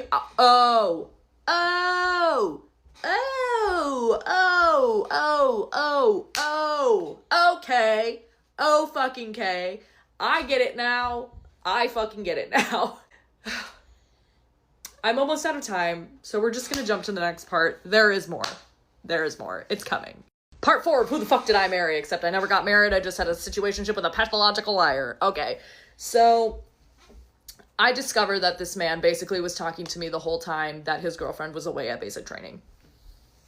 And I don't know what to do with this information. If you know me, I am an extremely unconfrontational person. I cannot confront someone to save my goddamn life. I've gotten a little better, but I have always struggled with that. So I sit on this information for a really long time, a lot longer than I should have. I should have told her so much sooner, but we're getting to that. I was scared to tell her, partially because at this point we had like stopped talking again. And I had finally like deleted I think like we had unadded each other on like social media, like on Snapchat and shit. And then I also had like deleted his text thread from my phone. So I no longer had any form of messages with him, like showing tangible proof. Basically, I had no proof. Like I could have told her anyways without the proof, but I was so scared to. And I was using the fact that I didn't have the proof as like, oh, well, I can't tell her because I don't have proof. But I was really just fucking horrified to do this. I go back and forth on this for months of whether or not I should tell this girl. Also, again, someone's gonna be like, you're a shitty person for that. sorry, I'm a human. I didn't know what to do. I was also like so like manipulated by this person that, and I'm not saying I'm not at fault. There were 1,001 red flags that I should have noticed, and I should have handled the situation differently, but I didn't. I was a 21-year-old stupid as fuck girl, okay? Oh, I carry this information with me for a really long time, and I go back and forth on whether or not I should tell this girl or if I should just let it be, because I'm like, well, I don't know these people, whatever. Well, I do know these people, but I didn't know her. There comes a time. I don't remember how much time had passed. It was like a couple months. But I'm out at the bar with my friends. And who do I see other than this motherfucker?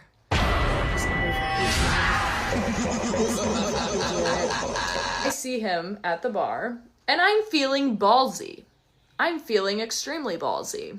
So I go up to him, and I'm like, hey bud, how are you?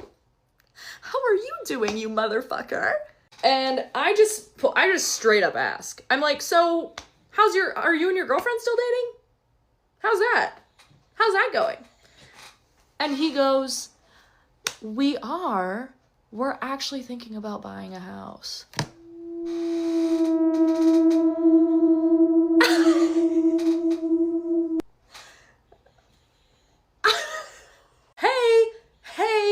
Hey, you're crazy. Why are you looking me in the face and smiling, telling me that, knowing your ass cheated? Like, what's wrong with you? I lose my motherfucking mind. Not to him, but I was like, oh my God, that's so great. And then we finish the conversation, and I go back to my friends. And one thing about me is that when I like experience emotions sometimes, like when I experience like a lot of emotions, like if I'm like really happy or really sad or really angry, I'll cry. I've only angry cried a couple times in my life, and it's usually only ever been about boys, which is fucking irritating. I go back over to my friends, and I literally just put my friend on my head, or I put my head on my friend, and I just start sobbing. Because I was so fucking mad. I was so mad at that motherfucker. And I was like, not only do you fucking like string me along for like 2 years. For like 2 years we talked on and off. I was so obsessed with this motherfucker. And then you get a girlfriend, and then you have the audacity to block me so you can post about her. And you think I'm not gonna find out any of that shit when all of my motherfucking friends follow you? Oh. Bro, I was so upset. And it was in that moment that I decided, I'm fucking telling this girl. I'm telling, she needs to know. So I start developing a plan, because I'm like, okay, well, again, I don't have proof. I'm like, do I just like tell her? Do I just say it up front? Like, do I just be like, hey girl, literally, hey girl. So there's one day where I'm sitting at my apartment or my house, and this random thought comes across my mind. So for some reason, when I have messages on my computer, on my Mac, sometimes when I delete messages off my phone, the messages don't delete from my computer. Like the iCloud like doesn't back up. I don't know if I don't have it selected to like back up my messages or something. But basically, when I would delete messages from my phone, they would sometimes stay on my computer. I remember this randomly one day because I had deleted all the text messages. I didn't have them anymore. I remember this. I'm like, there is hope. So I open my computer. I search this motherfucker's name in the messages, and lo and behold, there are all of our text messages. These are very incriminating text messages for him. Okay, so I'm like, well, there's my proof. I've had it this whole time. I find this girl on Instagram, and I message her. I wish I had the messages still to this day, but I don't. But I basically said, hey girl, just so you know, this has been going on, and he told me that you guys had broken up. But I just want you to know that this happened, and because I would want to know, And anything you want to know, like, let me know. Like, I'm really sorry that I have to be this person. I don't think I heard from her for like a day or two. And then she finally responded, and we went back and forth a little bit, and she was like asking me for details, and I was like, girl, whatever you need to know, I will fucking tell you. So I tell her whatever she needs to know. By the way, she's the nicest person on the planet. She was so fucking sweet. Like, this is the only interaction I ever had with her, and I just know for a fact that that motherfucker doesn't deserve her. I tell her whatever she needs to know, and I was like, please don't hesitate to reach out to me, whatever you need. I'm here for you, girl. I'm here for you. You want to be friends after this? Basically, then he reaches out to me finally over Instagram because he has me blocked on everything else. And he's like, this is a message I really wish I had because this shit was so funny. I wish I could get this printed out and put on a shirt. He says, everything with you was a mistake. Like, I fucked up like one of the best things I've ever had with her. Like, I never wanted to be with you, blah, blah, blah, blah, blah, blah, blah, blah, blah. I think he thought that I told on him because I wanted to be with him. No, babe. I told on you because you are a sick and twisted motherfucker, okay? And I didn't want to live with this on my conscience anymore. I couldn't fucking do it, and you pissed me off. You pissed me off. You caught me at the wrong motherfucking time, okay? That's why I told on your ass, you fucking weirdo ass Jared. Okay, I have to go to another part. There's only a little bit left, but I'm out of time. All right, final part of Who the Fuck Did I Marry, except it's a 3-year-long situationship with a man who is a pathological liar. Okay, so he sends me this message and is like, we should have never, you were the biggest mistake I've ever made, blah, blah, blah, blah, blah, whatever. Cool, sick, awesome, incredible. I love that so much, thank you. I basically responded and was like, I told her because she had a right to know. She deserved to know that information. And I didn't want to carry this on my conscience anymore because this was literally driving me fucking insane. Yeah, and then he blocked me on Instagram and we have never spoken again. I've seen him twice because you want to know some shit. He moved back here. I still live in the town. I still live in the same town. And this motherfucker moved back here. I've seen him 2 times. I saw him once at Ribfest. He was like, literally, I'm not even kidding, 100 yards away from me. And I have a 6th sense for spotting that motherfucker because I saw him and I was like, that's him. And I was correct. And the other time I saw him was one time a couple years ago out on Halloween.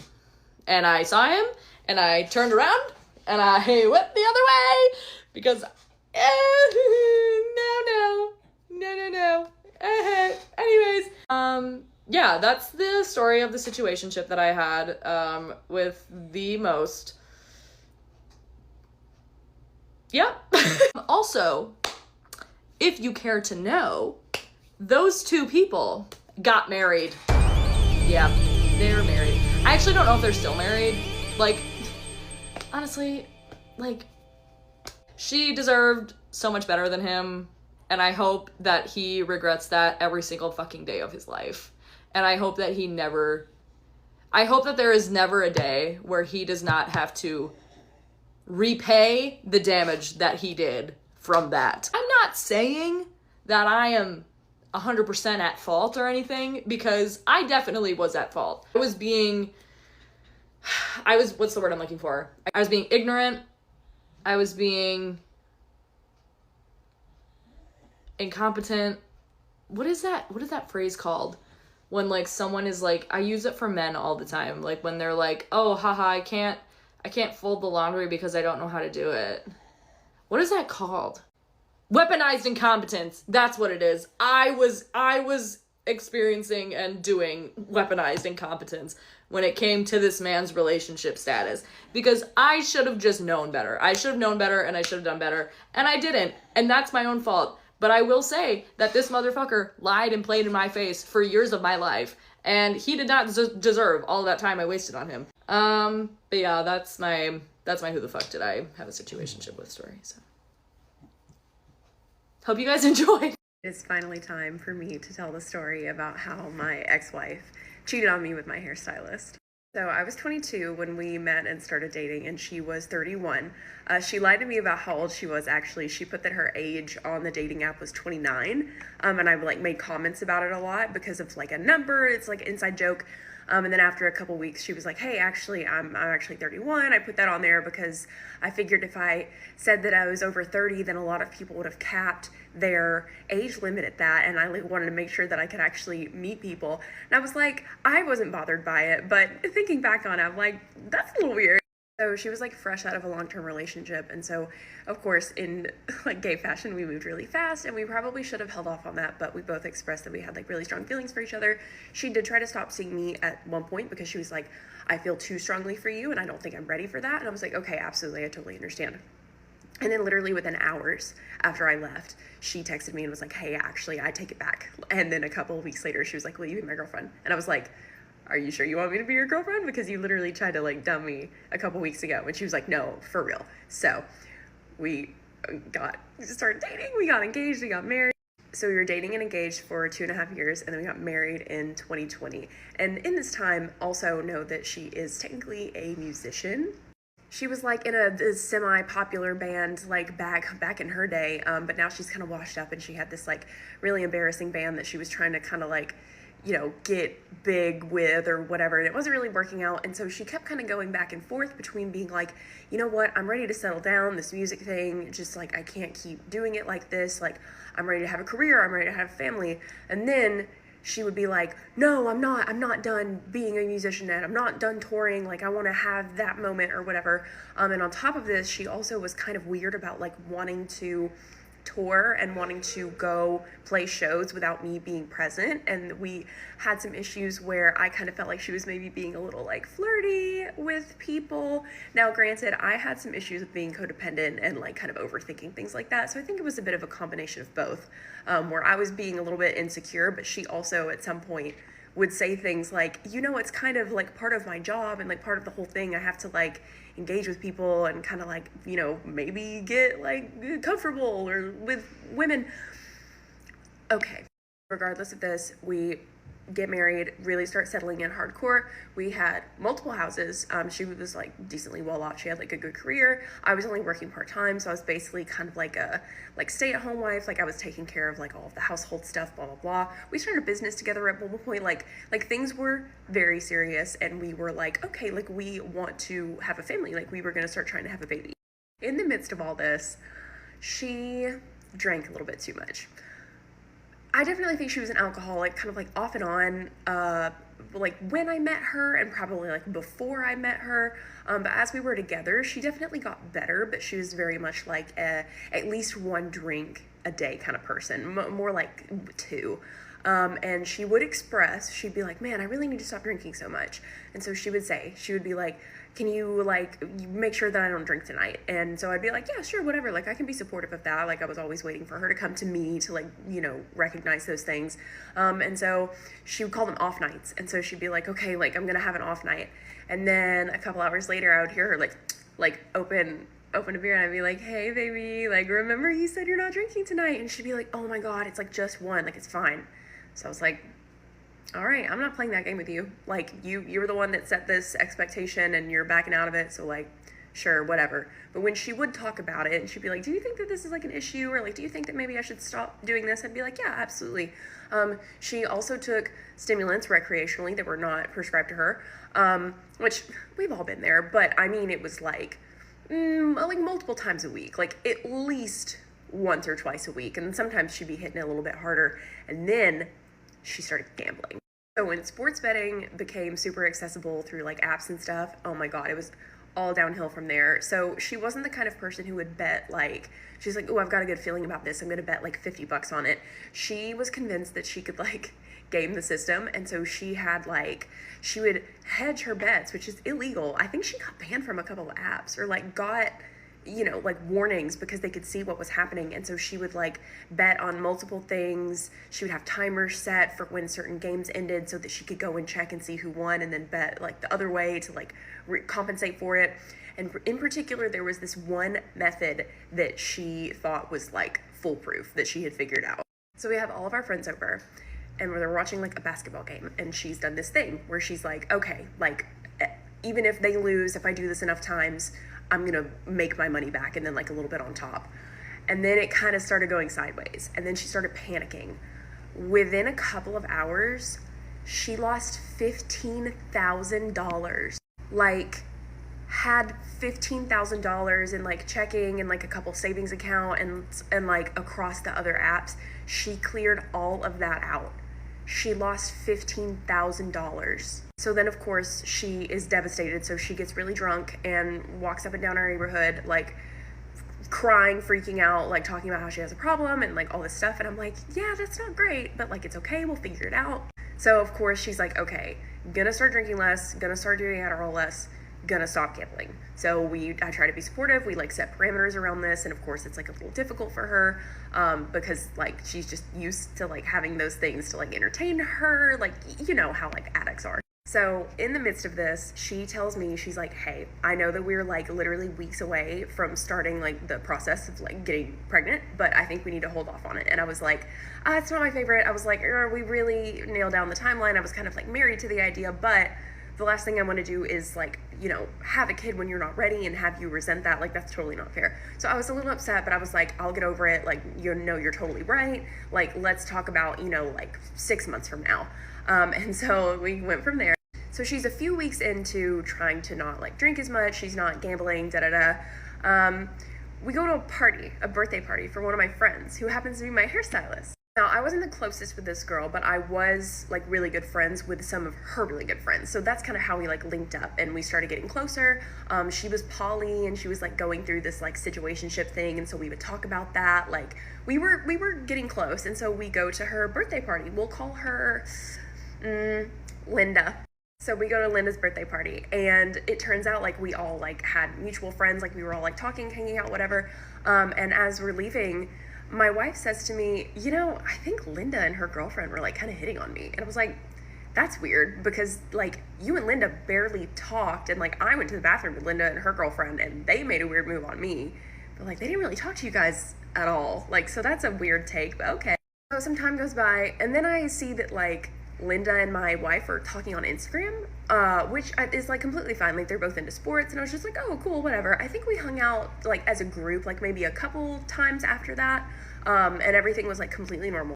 So I'm getting ready with some of my other friends. Like we're all getting ready to go out and meet up. Like my wife is somewhere else. And so I text her, I'm like, hey, we're going to be here at like such and such time. And she's like, okay, cool. So-and-so and Linda are coming. And I was like, oh, sweet. I was like, hell yeah. So I mentioned this to my friends. I'm like, oh my God, guys, guess what? Like Linda's going to be there too. Like, yay. And my friend says to me, she's like, oh my God, you know, Linda was just telling me the other day how she like had such a good time hanging out with your wife last week. And I was like, what? And she was like, yeah, last Friday, Linda said that she and your wife like went out for drinks or whatever. And I was like, huh. This was the same night that my wife told me that she went to go pick up like her beer club thing and then went to hang out with her friend Dustin, who she had started getting like really into seeing suddenly. Yeah.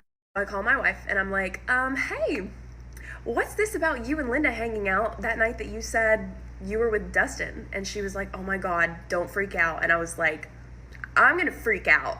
So I tell her, I'm like, we're gonna be there in like 5 minutes. You're smoked. And then I call Linda and I'm like, hey girl, what's up with this? And she was like, yeah, we did hang out. Like, you didn't know? Like, your wife said that you knew. And I was like, nope. So that's fun. So that evening doesn't go well. We hang out for a little bit and like try to be normal, but obviously I'm really upset. And so eventually I like take my wife aside and I'm like, what's going on? And she was like, look, like we just ran into each other. I went to pick up my beer club thing and like she happened to be there too. And like you were working and I was bored and I was like, fine, like let's like go get a drink or whatever. Like it's totally not a big deal. But I knew that if I told you, you would like get really jealous and you would freak out and you would think that something happened. I might have to do a part 2.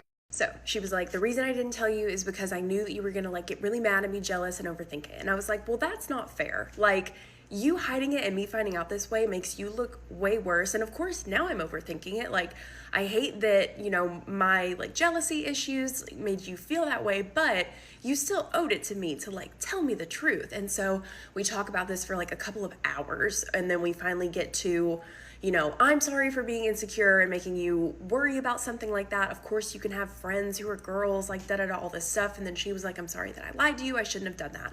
So we finally get this figured out.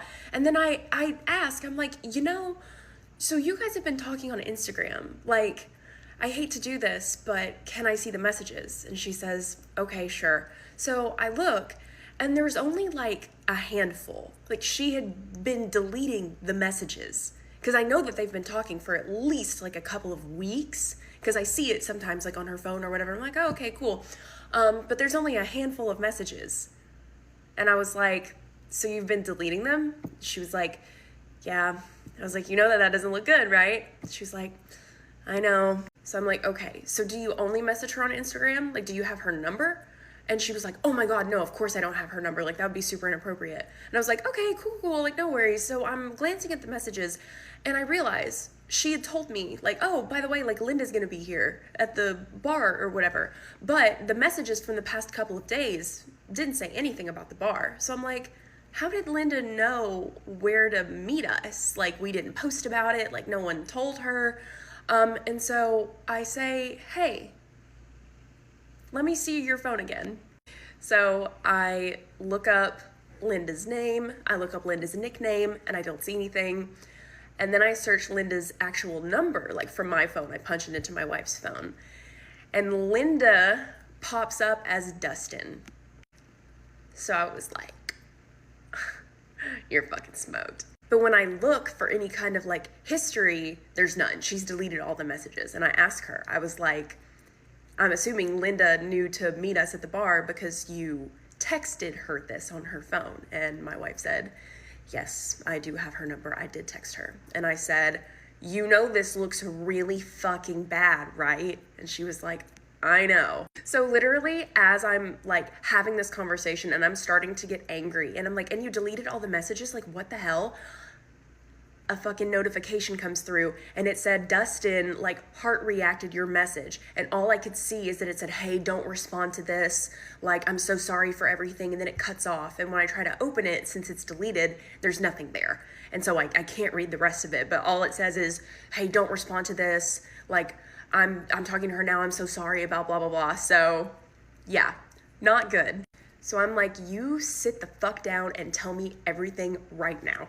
And my wife proceeds to sit down and tell me that since the birthday party back like a couple months ago, she developed like a huge crush on Linda and has been like obsessing over it and like thinking about it constantly. And so she started like DMing her, like they were just talking about like sports. And then she was like, I'm curious about her being poly. I'm curious about her like open relationship dynamic that she has. And so I wanted to like hang out with her and like ask her about that, but I knew that that would like look really sus. And so unfortunately I lied. I went behind your back and I did ask her to hang out and told you that it was a guy friend. And then this happened. But she was like, I swear to God, like, I haven't confessed to her. Like, it wasn't weird at all. Like, I just have this like weird fucked up crush, basically. And I think it's because I'm trying to stop drinking. I'm trying to stop doing drugs. I'm trying to stop gambling. And so like my brain is like looking for something to like be attached to. And during all this, I'm listening. I'm being a little petty, just being like, oh, really? What the fuck? Like, so you're not trying to fuck my friend, but I'm also having like a full on panic attack, like shaking, screaming, crying like I never have in my life. It was humiliating. And so I asked her, I'm like, okay, so do you want like an open relationship? Like, do you want to see my friends? Like, are you trying to date other people? And she was like, I don't think so. I don't know, but I am curious about it. So I'm like, okay, well, this is crazy. Like, I am not into that. We've always talked about how that is not a thing. And so we wrap that up and we're just like, we're gonna sleep on it. I text my friends and give them an update, and then I text Linda and I'm like, hey girl, I'm gonna believe the both of you when you say that like nothing is going on here and you didn't know anything about this, but like, you know, if you don't mind, like I think my wife and I really need our privacy right now. If you could please like take some space and like not reach out for a minute, like we'll call you, don't call us. And of course she was like, yeah, absolutely, I'm so sorry about this. Like I can absolutely vouch. Nothing weird was happening. I'm so sorry that your wife is being an asshole. So about a month goes by where I'm like, okay, you are not allowed to talk to Linda. I'm not talking to Linda. And I need you to figure out if you want to have like an open relationship, like if you're trying to explore that, or if this was just like a weird mistake and you don't want that anymore. And she kind of like waffled back and forth a little bit. And then she was like, I mean, I think I do want to try it. And she was like, what if we tried an open relationship? Like, she literally said to me, she was like, what if like on Wednesdays we see other people, or like that's our day where we can like go out with other people? And I was like, no, like, do you hear yourself? I was like, if you want an open relationship, I'm willing to let you explore that, but you have to do it away from me. I was like, I'll give you like up to a year for us to stay legally married, you move out, go do that, and then if you realize that's what you want, then unfortunately we'll have to get a divorce. But if you realize that this is some kind of crazy mistake, like, I think we can make this work, you know, I want to be supportive of you, which I don't know why the fuck I agreed to this. And she, in that moment, was like, no, I don't think I want to do that. Like, then she was like, here's the other thing that really gets me. She was like, it's not even Linda. She was like, I'm not even attracted to Linda. She was like, I had a weird crush on her, like, I guess. But my wife was saying things like, she's like more overweight than I like she's annoying, like, I don't know what it was about her, because I don't even like her, I'm not even attracted to her, so I know it's like my addiction. Like, she was saying like weird shit like that. But then she's like, all right, you know what, like, yeah, let's give it a shot. So serendipitously, she was supposed to be house sitting for her parents for like a week pretty soon after that. And of course I was going to be staying with her, but I was like, let's use this as some time to take some space. So like, you go stay at your parents' house and like, we'll take some time apart and then come back and like tell me if you want to move out, if you want to do the open relationship thing or the poly, whatever, and then we'll figure it out from there. And I told her, I was like, you are not allowed to see anyone until you are moved out of the house. Like, and we talk about this. And she was like, oh my God, yeah, duh, of course. So we take a couple of days, it was rough, and then we talk, and I'm like, hey, like, do you wanna hang out, like kind of have like a low pressure night and like catch up since it's been a couple days? And I suggested like going to a movie or something, like we were just gonna do something cute. And so I'm supposed to pick her up at 7. And so at 6:45, I get to her parents' house and she is flipping out. She's like, what are you doing here? She was like, you're supposed to be here at 7. You're not even gonna text me and tell me that you're on the way? And I was like, whoa. I was like, sorry. Like, I didn't even think about it. Like, you knew that I was gonna be here at 7 and I'm like 10, 15 minutes early. Like, are you good? I was like concerned. I was like, because she was being really weird. And I was like, baby, like, what is going on? And she finally cracks and she says, I had someone over here. And I said, just now? Like, you had a girl over? And she said, mm-hmm. Long story short, I ended up in the front yard screaming so loud that the neighbors, like multiple neighbors, came out like in the evening and were like looking at us. She's trying to scream over me. I'm like, you are sick. Like, what is wrong with you? And I asked, I was like, was it Linda? And she was like, no, it was some random girl from Tinder. Like, I just wanted to like see how it felt and like da-da-da. And I was like, remember when I said that I didn't want you doing that until you had like moved out? She was like, what? I don't remember that. I thought you said just if it wasn't at the house, like playing dumb. And I'm like, great. So I'm losing my mind, but then she finally convinces me. She's like, you need to like calm down. Like, oh my God, I'm so sorry. I love you so much. Like, blah, blah, blah. She's like, this is like getting out of hand. She was like, you stay here with me tonight. Stay here with me. And so I do. I like have to go pick up my stuff. So I get in my car and I'm screaming the whole drive home and back, just wordless screaming because I'm freaking out. So somehow we get over that. And then she tells me, she's like, okay, yes, I think I do want to explore the poly thing. Like, I'm going to move out. She's moving in with some of our friends.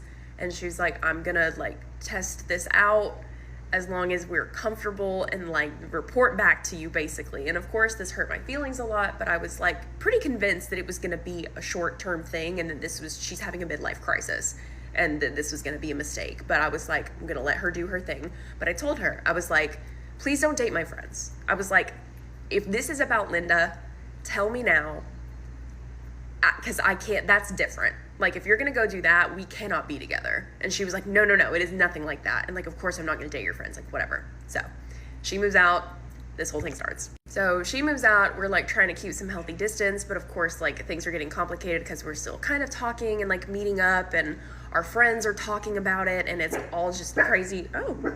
And in this time, I'm like, okay, it's been a couple months now. I think I want to talk to Linda. So I reach out to her and I'm like, hey girl, it's thanks for the space, like blah, blah, blah. And she's like, oh my God, thank you for reaching out to me. Like, I feel so terrible about everything that happened. Like, this is so crazy.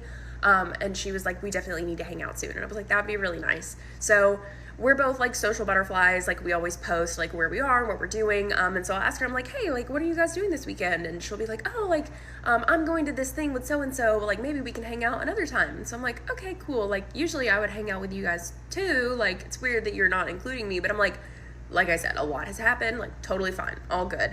And then I would be like, hey, like, are you free this day? And she wouldn't text me back for like sometimes a whole day or more. And I cannot tell you how glued to her phone this girl is. Like, she uses it for work. And also I was friends with her. And so I know, like, she's expressed to me before, she'll see people's messages and be like, oh my God, look who messaged me. And then we'll be like, I'm not going to respond. Like, I'll tell them that I just like didn't see it or something. So I know that she does this. And so when I text her and don't get a response, that's like intentional. And so I let it breathe for a minute. I'm like, it's all good. I don't want to be pushy. But then finally I kind of confront it. I'm like, hey girl, like, you said that you were really excited to hang out and like talk again. But it seems like that's maybe not the case. Like, am I reading into this? And she says, yeah, you know, I think the more that I think about it, like, I don't think this is for me. Like, the situation with your wife made me really uncomfortable. And so maybe it's like best that we aren't friends. And so I'm like, well, man, this really sucks, but I have to respect that. And so I tell my wife, I'm like, man, like, this thing, like, this happened with Linda. Like, I wonder what could have, like, why this happened. And my wife was like, dude, you know, like, the more I think about it, she's so annoying and immature. Like, I don't even know why you're friends with her. Like, you shouldn't even be upset that she doesn't want to hang out with you anymore. After everything that happened, like, honestly, she's fucking dumb. Like, you shouldn't even be friends with that girl. And I was like, okay, man, like, yeah, sure. Like, you're right. Like, this is too complicated. Like, I guess we should just move on. And I made a comment. I was like, you know, my instinct is, I think maybe she has a crush on you. I was like, Linda's the kind of girl who likes anyone that likes her. And so I was like, maybe she's being weird because she actually like has a crush on you. And so she doesn't want to like get close to me again. And my wife was like, I don't fucking know, but like, that's weird. But yeah, no, fuck her. Like, she's annoying and weird. You shouldn't be friends with her. So I was like, yeah, okay, fuck it. A couple weeks go by, hanging out with my wife. We're having a conversation about if she wants to continue this poly thing or what she's doing. And mind you, we have our belated honeymoon trip coming up, which I wanted to cancel, but it was non-refundable and I couldn't transfer the tickets to someone else. So we're about to go to Japan for 2 weeks together, like in a few days. So we're having this conversation about the relationship, and then she's being so like cagey and weird. And again, I finally wear her down and she cracks and says, I have to tell you something. She was like, I actually do want to see Linda. And we've been talking for like 3 weeks. And I was like, oh, so you mean like a week, 2 weeks ago, when she told me she didn't want to be friends anymore, and you said that she was a weird ass bitch and that I shouldn't be friends with her anyway, you guys were like talking? She was like, yeah. I was like, have you guys like met up? She's like, yeah. I'm like, does Linda want to see you? Like, are you guys like seeing each other? And she was like, yeah, we told each other that we like have an attraction, we have feelings for each other. Again, lose my fuck ass mind. A little bit less so than the first time, but I'm like, this is ridiculous. So somehow, again, we get over this because, you know, she'll go hang out with Linda and then like call me or text me or show up at the house like crying and being like, this was a mistake, I don't know why I'm doing this, like I don't even like her like that, like I'm in love with you, like this fucking sucks. And I'm like letting it happen because I want my wife. So then the trip comes up, and on this trip they're still like texting. There's a time difference, so it's like a little funny, but the whole time my wife is like, dude, like this is a mistake, like she's bad in bed, she's really annoying, like every time I'm with her I just remember like how much like cooler you are, and like this fucking sucks, but like she's really attached to me now, and like, you know, I don't even know if you're gonna take me back, haha, like because I've done all this stuff. And I was like, man, you're like really letting it all out. I was like, again, if you like really don't want to be poly, like we can talk about this, but it's difficult to take you seriously when you're telling me this. And then I can see you're texting her saying, oh my God, I can't wait to be back so we can lay together and I just want to look in your eyes. I'm like, you're telling me all these horrible things about her. Someone who's my friend, by the way. But then you're literally texting her like, I miss you, can't wait to da-da-da, like, love you, baby. So I'm like, I find it very difficult to take you seriously when you say things like that. So the trip ends, we make it back, they start like seeing each other casually or whatever. My friends are becoming privy to this and are not happy. Like, our mutual friends are like really uncomfortable. And of course, some of them are gonna like take her side a little bit more, even though like what she did was fucked up, because she needs like a support system. And so I'm not angry about that. But like, yeah, Linda starts like showing up like her girlfriend to places, and everyone's like, hey, Darcy, like, do you know that this is happening? And I'm like, yeah, more or less. So more of this goes on for, I don't know, a couple more months. And then I'm seeing my wife, like, we're catching up, trying to figure out like what's going on. And it really seems like she is like, okay, I think I'm gonna move away from this. Like, I think I want us to like get back together. Like, I think this is a mistake, blah, blah, blah. I can't remember the exact conversation out loud. But like, as we're having this conversation, something instinctively has me ask, I'm like, do you remember at the beginning of all of this months ago when I came over that one night and you got so upset with me because like you had a girl over? And she was like, yeah. And I was like, was that Linda? And she was like, yeah. And I said, did you guys sleep together then? She was like, yeah. Needless to say, I went absolutely ballistic. Not gonna talk about the things that I did, but just know it was not cute. So she leaves and is more or less dead to me. And then we start legal proceedings because there's no coming back from that. A lot of this is really bad, but there's like super no coming back from that. So we managed to be on like civil terms after this. The divorce comes and goes. We meet up the day of, and of course she's doing the thing where she's like, I'm still in love with you, like this was horrible, like blah, blah, blah, whatever. And after a couple times of this, I'm like a little weak to it. And so we start, you know, communicating again, which fuck my whole life. And again, she's telling me, she's like, I don't even like her like that. Like, I'm not attracted to her. Like, she annoys me. Like, I hate that this is how my life is gone. And she's like, I'm technically not even supposed to be like talking to you right now. Oh my God, I'm gonna have to do part 3. Part 3, oh my God. So she's like, I'm not even technically supposed to be talking to you right now. Like, Linda really hates it when I talk to you. And so I told her that like, we're not talking anymore. So I'm like, okay, that's interesting. But we continue talking, whatever. And then eventually my wife tells me, well, I guess she's my ex-wife now. But my ex-wife is like, so I talked to Linda and I was like, hey, is it cool if I like still talk to her, like Bree? And of course Linda was like, no, because they're in a relationship now. They have been exclusive for a couple of months. And ironically, are not open. They're not poly. They are now just in an exclusive relationship. And Linda was like, no, like, what? That's like basically cheating on me. And so my ex-wife comes to me and is like, hey, she said I'm not supposed to do this, so I'm not gonna, like, it was nice knowing you. And I was like, okay, well, this is probably good because I need to stop being attached to you, even though I was like horribly traumatized. Like, I'm sorry, I was weak, please don't judge me. And then a few weeks goes by and somehow we're back in it again. She's messaging me, I'm messaging her. Then I'm like, hey, didn't you say that Linda is like not cool with this? And she was like, you know what? It's funny that you mentioned that. I've thought about it and Linda can't tell me what to do. So I'm going to talk to her about this again. I'm going to tell her that I want to keep talking to you. And if she doesn't like it, then I guess we'll break up. And I was like, okay, that's bold. You know that this doesn't guarantee that we're going to start like seeing each other again, right? But she was like, I just can't do this, like, you know, stepping out on someone thing.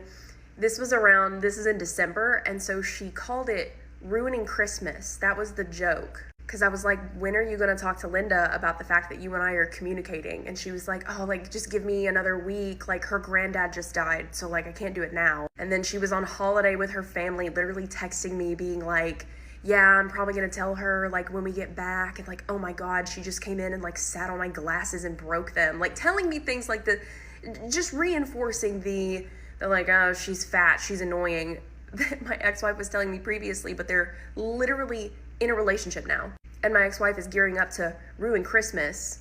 So the time comes. She talks to Linda and is like, hey, look, I really want to keep talking to my ex-wife. Bah, like, what are you going to do about it? And Linda was like, well, that fucking sucks. If you want to do that, then we're going to break up.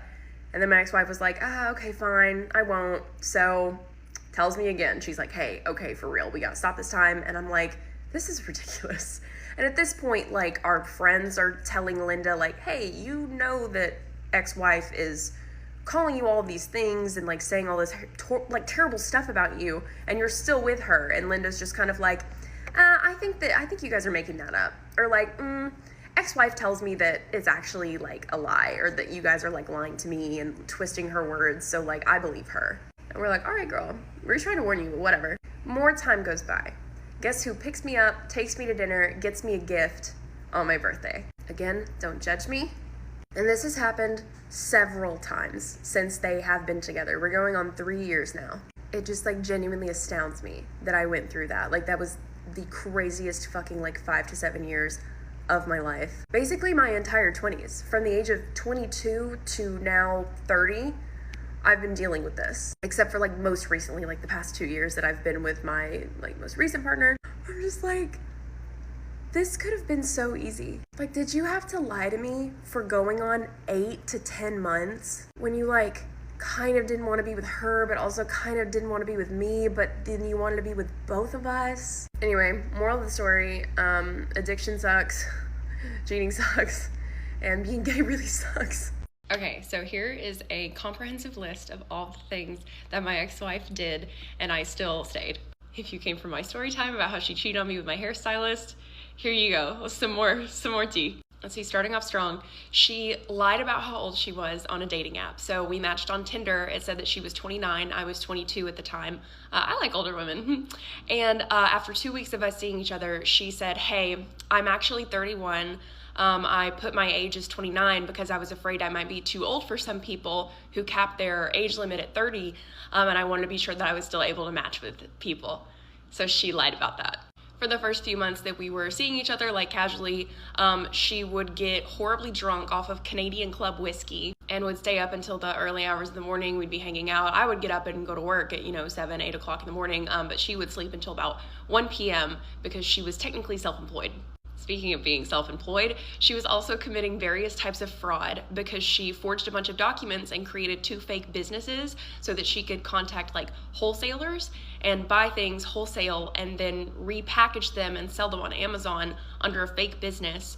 And at the time I was like, that's kind of creative. That's a little crafty. Like, I love it. We're very anti-establishment. Like, that's all good and well. But then things started getting tricky with taxes. Oh, hey, baby. One night when we were hanging out, she got really drunk and was like, man, I really love being with you as opposed to my ex. I mean, even though my ex was mega hot, she didn't really have like much personality. Like, she was kind of flighty and annoying.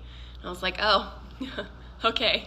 Speaking of her ex, she got a happy birthday text from her ex, and this was about 8 months into us seeing each other, 2 months into moving in together. Her ex texted her happy birthday, and I had her phone because I was taking pictures of her with it, and I saw the text come through, and it turns out my ex had responded to her and said, thank you, insert pet name that she called her ex while they were together. She was in a band, and she said that being flirty with girls was part of being in a band and that it wasn't that serious and that she might have to do that from time to time, but that I shouldn't be concerned about it because that's just what it means to be a rock star. She like never brushed her teeth in the morning. She thought it was annoying and didn't want to do it. And so, yeah. When we were planning on having a baby, because we got married and planned on having a baby because I'm stupid, she said that she was worried about the sperm donor that we were going to pick for our baby because I had a weak jaw and she didn't want the sperm donor to also have that issue since I was going to be the one carrying, so we needed to make sure that we found someone with, enough bone structure. She was a sports fan and she would get embarrassingly upset when her team would lose. The team was the Cowboys, and from what I understand, they kind of suck anyway.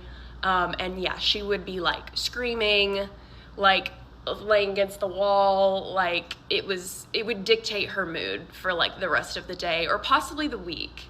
I took her on a trip to Atlanta for her birthday to see a celebrity that she really liked, and we forgot to make reservations for dinner on this busy weekend in Atlanta. So everywhere was really full, places were closing, like we couldn't get in. So we go up to this one bar that is very obviously closing down, and she walks in and asks and says, hey, is you guys' kitchen open? Are you guys still open? And they said, no, it's not. We're literally closing in a few minutes. And she said, I don't care, and sat down. And I tried to convince her to leave, and she said, no, I'm done looking for places. We're gonna sit here and they're gonna figure it out.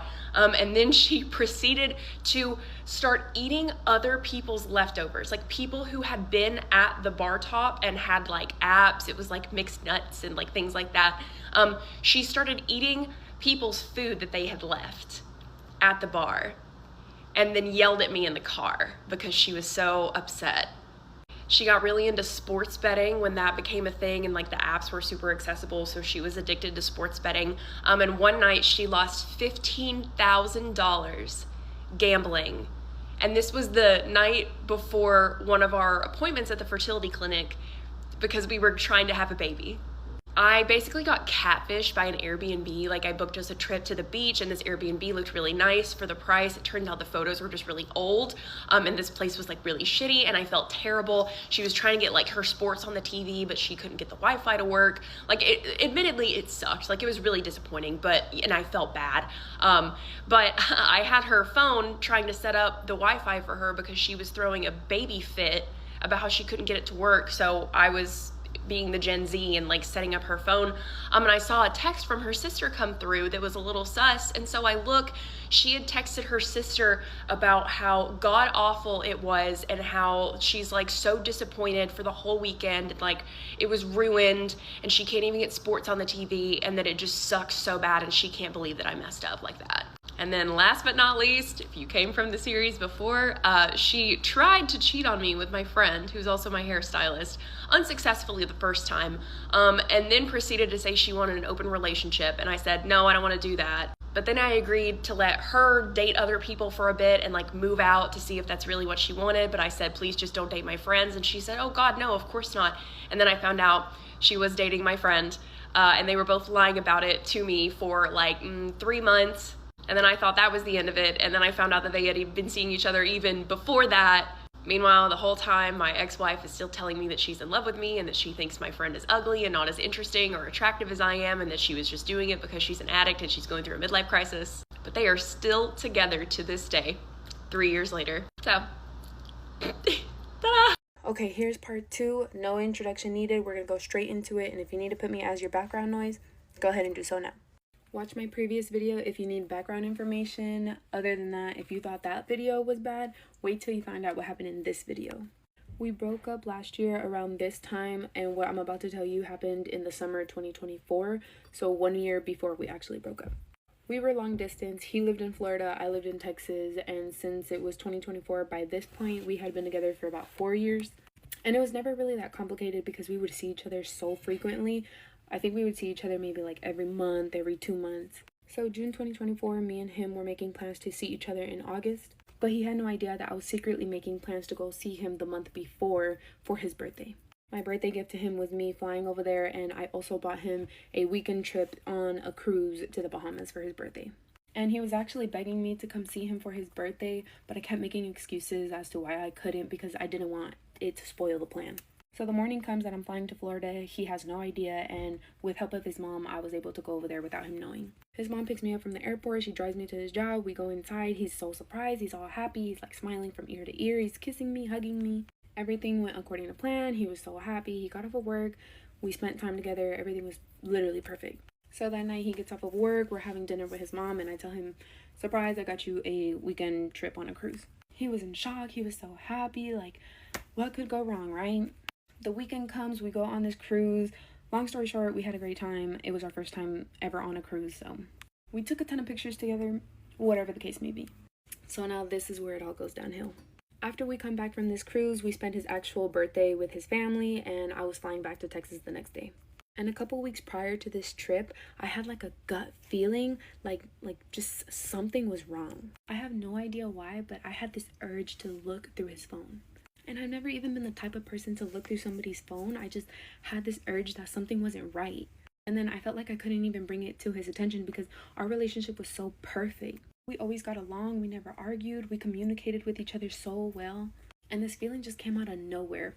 But I kind of feel like it started off with my dreams that I was having. I had like randomly started getting dreams of him cheating on me or him texting somebody. Like, all of that came out of nowhere, but I ended up just brushing the dream to the side because I was like, oh, this is just a stupid-ass dream. So the next day comes and I'm flying back to Texas in 2 hours. We're in his room, I'm sitting on the floor packing, and we're just talking about how much of a great time we spent the week that I was there. And then all of a sudden I get this nudge in my chest and like in my mind telling me to remember that gut feeling I had and to tell me to look through his phone. I felt like it was so wrong for me to look through his phone because he never gave me a reason not to trust him, but something in me was telling me to just go through it before I get on my flight. So I'm sitting on the floor next to his bed and he's standing doing whatever he's doing.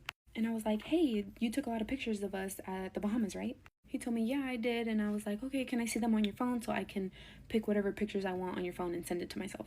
He was like, yeah, of course. And he gives me his phone. So because I was sitting on the floor, the bed is blocking his view, so he can't really like see whatever I'm doing on his phone. When I tell you guys, so quickly, I had to like go through every single app. My heart was pounding. Like I went through Snapchat, Facebook Messenger, I went through Instagram DMs, Twitter. I went through every single app on there. Nothing. Like my heart stopped pounding and I was like, you see, like nothing's wrong. I'm like, oh my gosh, like I really let these dreams get to me. Like, oh, I'm so stupid. So after I got done going through his entire phone without him noticing, I then went to the actual photo album so I can pick the pictures that I actually wanted to look at. So I'm like scrolling through our cute little pictures and I scroll a little too high. When I tell you, this was the day that like whatever love I had for him was never going to be the same. I scroll a little high and I see screenshots of a long message. So I'm like, what is this? I click it and it's a long message that he sent to somebody on Instagram. Actually, it was about like 3 or 4 screenshots from him sending a message to somebody on Instagram and him sending a message to somebody on Facebook Messenger. I was literally jumping back and forth from these 4 pictures and it's the same name, so he sent these long messages to the same person.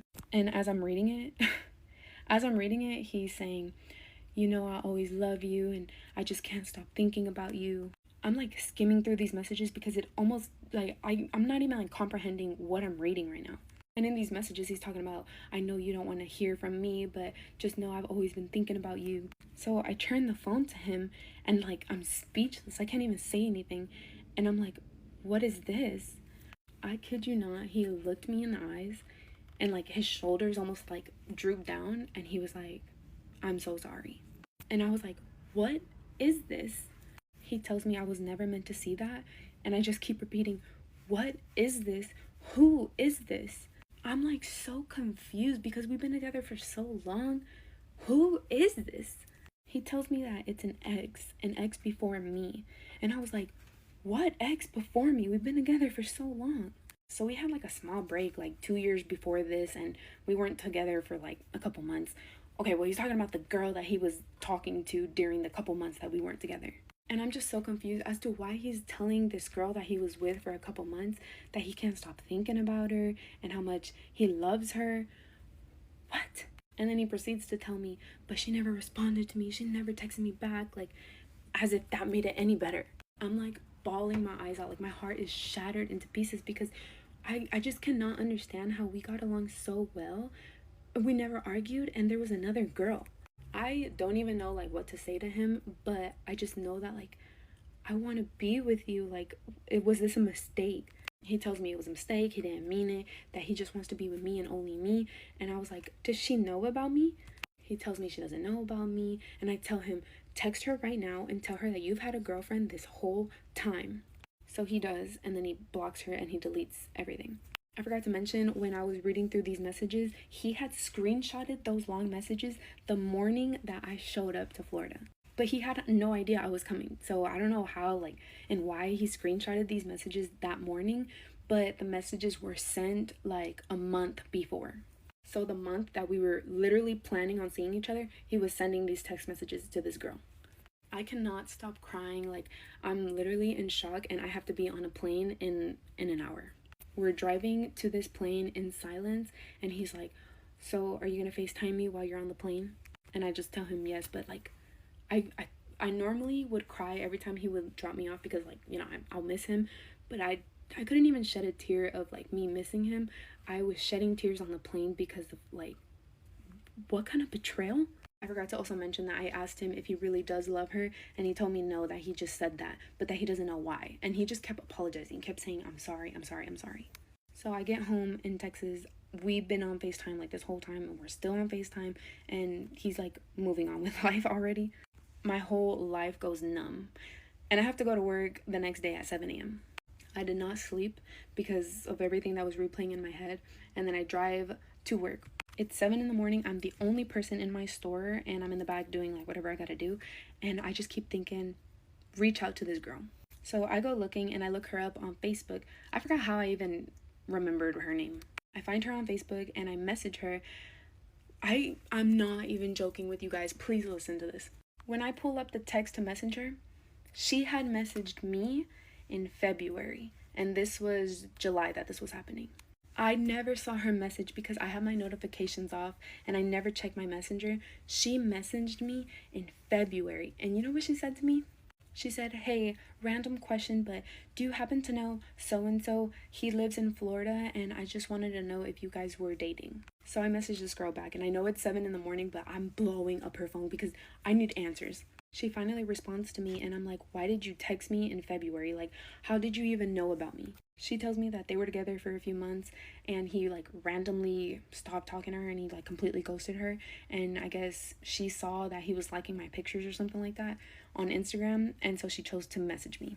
But I never responded.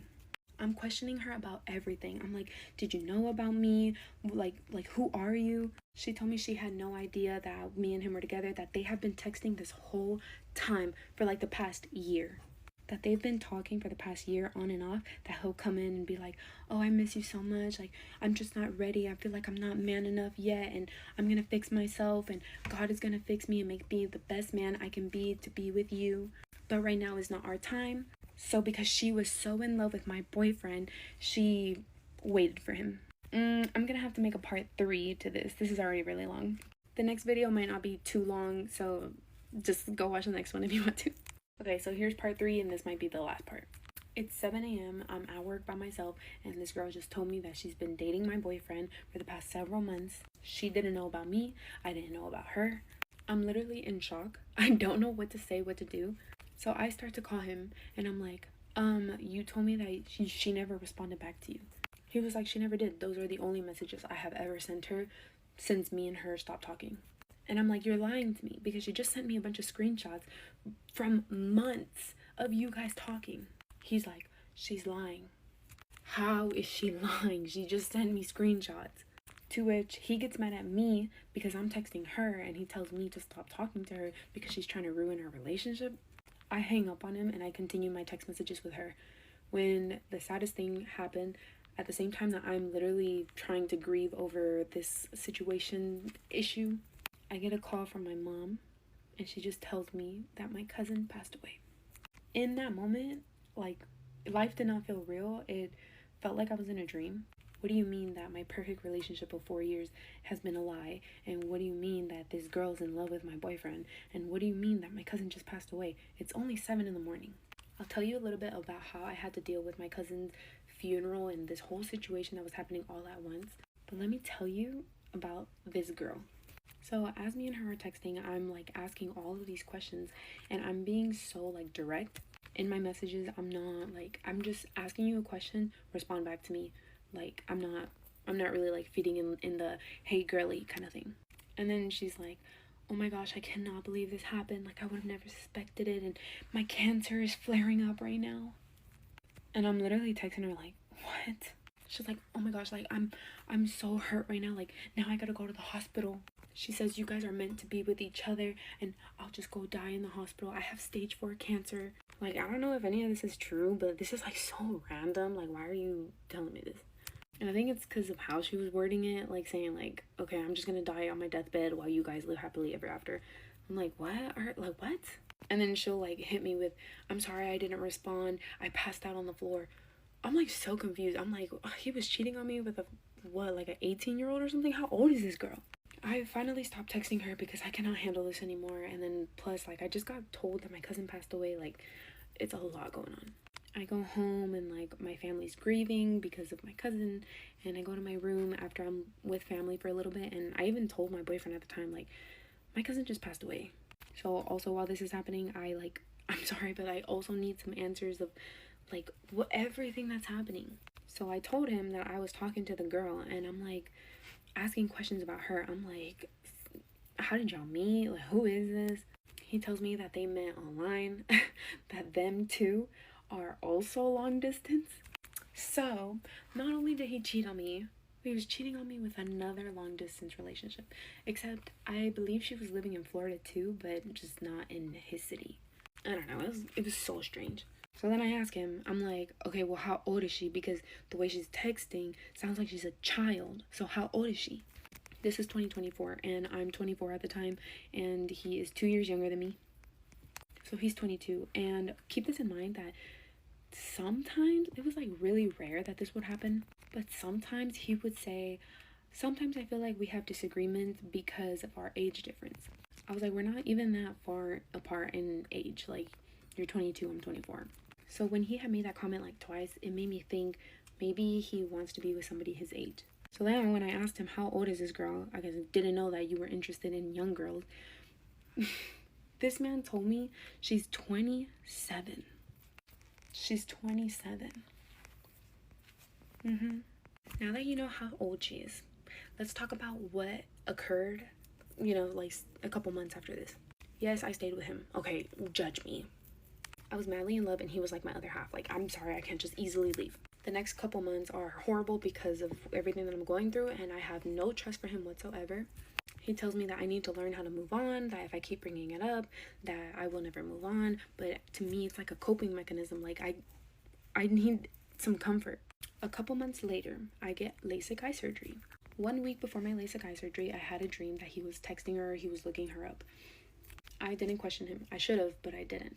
I went to go have LASIK eye surgery, and then that following week, I had that feeling, and I was like, you know what, Alexia? Guess his passwords. So I guessed his passwords, and I was able to log in. I got onto his Instagram, and in the most recent search bar, it was her. But he told me he blocked her. But he told me that he is not involved with her and doesn't want her. By this point, we had already seen each other again, and we were looking for apartments. Oh my gosh, I sound like an idiot. Like, I don't know why. I don't know, y'all. I'm sorry. So I call him to confront him, and he gets mad at me, and he's like, how about you explain why you decided to log into my Instagram? So now he's mad at me because I guessed his password, and I'm like, you literally looked her up. And you know why? It's because I had a dream.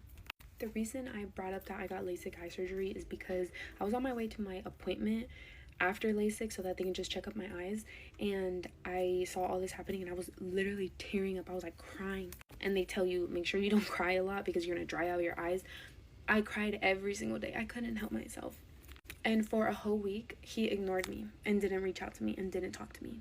I decided to text her, which I don't know why. I decided to text her, and I was like, hey, has he reached out to you?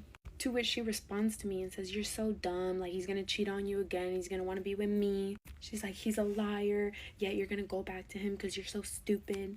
And I'm like so confused because, bitch, you were so nice to me before, and you were so like innocent, and now you're laughing in my face. Like, when I tell you she was putting LOLs and skull faces, like, girl, why are you taunting me? Why are you making fun of me right now? And I literally tell her, I'm like, you don't have to say any of that shit to me, honestly. Like, I'm just asking you a question. All I need is a response. Mind you, in this time, I was so hurt, so I did not have, like, the strength in me to cuss her out like I would right now, you know? And then this bitch sends me a pregnancy test. She sends it to me, and then she deletes it. And then I was like, girl, what are you trying to say?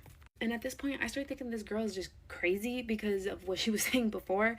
And now, like, I think you're trying to be funny. She was like, just know that he's gonna be a daddy. And I'm like, the fuck are you talking about, bro? I reach out to his mom and I tell her about everything because she's aware of everything that's happening. And she tells me, because I told her, I was like, do you know about this girl? And she tells me no, which I don't know if she's lying about this or not. She tells me she doesn't know about this girl, and she gets really upset that she would say that he's gonna be a daddy or whatever. She's like, I don't even know who this girl is. It sounds like she's really just trying to taunt you. So whatever, for my sake, I ended up blocking her. But yeah, she ended up becoming more issues in our relationship, which is why I ended up leaving his ass. So yeah, it took me a year to realize how much of a loser and a bum he is that I decided to leave. So fucking kill me because I stayed in a relationship and I had hope that it would work out. After this, by the way, this is when she like was taunting me on Instagram and changing her bio to whatever it was for him, and she would put like, his name and her username. I don't know. There's so much lore to this relationship. Like, there's so much I went through after this whole thing happened. After that, everything went downhill. There's so much I can tell you guys. I feel like I've just been like yapping, but I'm glad to know that you like listening to me talking. This feels like a FaceTime. Y'all let me know if y'all want more story times about this relationship. I'm healed now, so I feel good. I can talk about it without it hurting me. Fuck him, and fuck her, and fuck his mama, fuck all of them. Okay, girl, to answer your question, I don't know if they ended up together after we broke up, and personally, I don't care. I used to think that if he ended up with her, that would kill me for the rest of my life. And honestly, I kind of hope that they did end up with each other because they both sound like horrible people. I genuinely learned to hate him after being away from him for so long that none of our good memories even crosses my mind. But that took a lot of time, like a lot of time, like a lot of months of me crying, good days, bad days.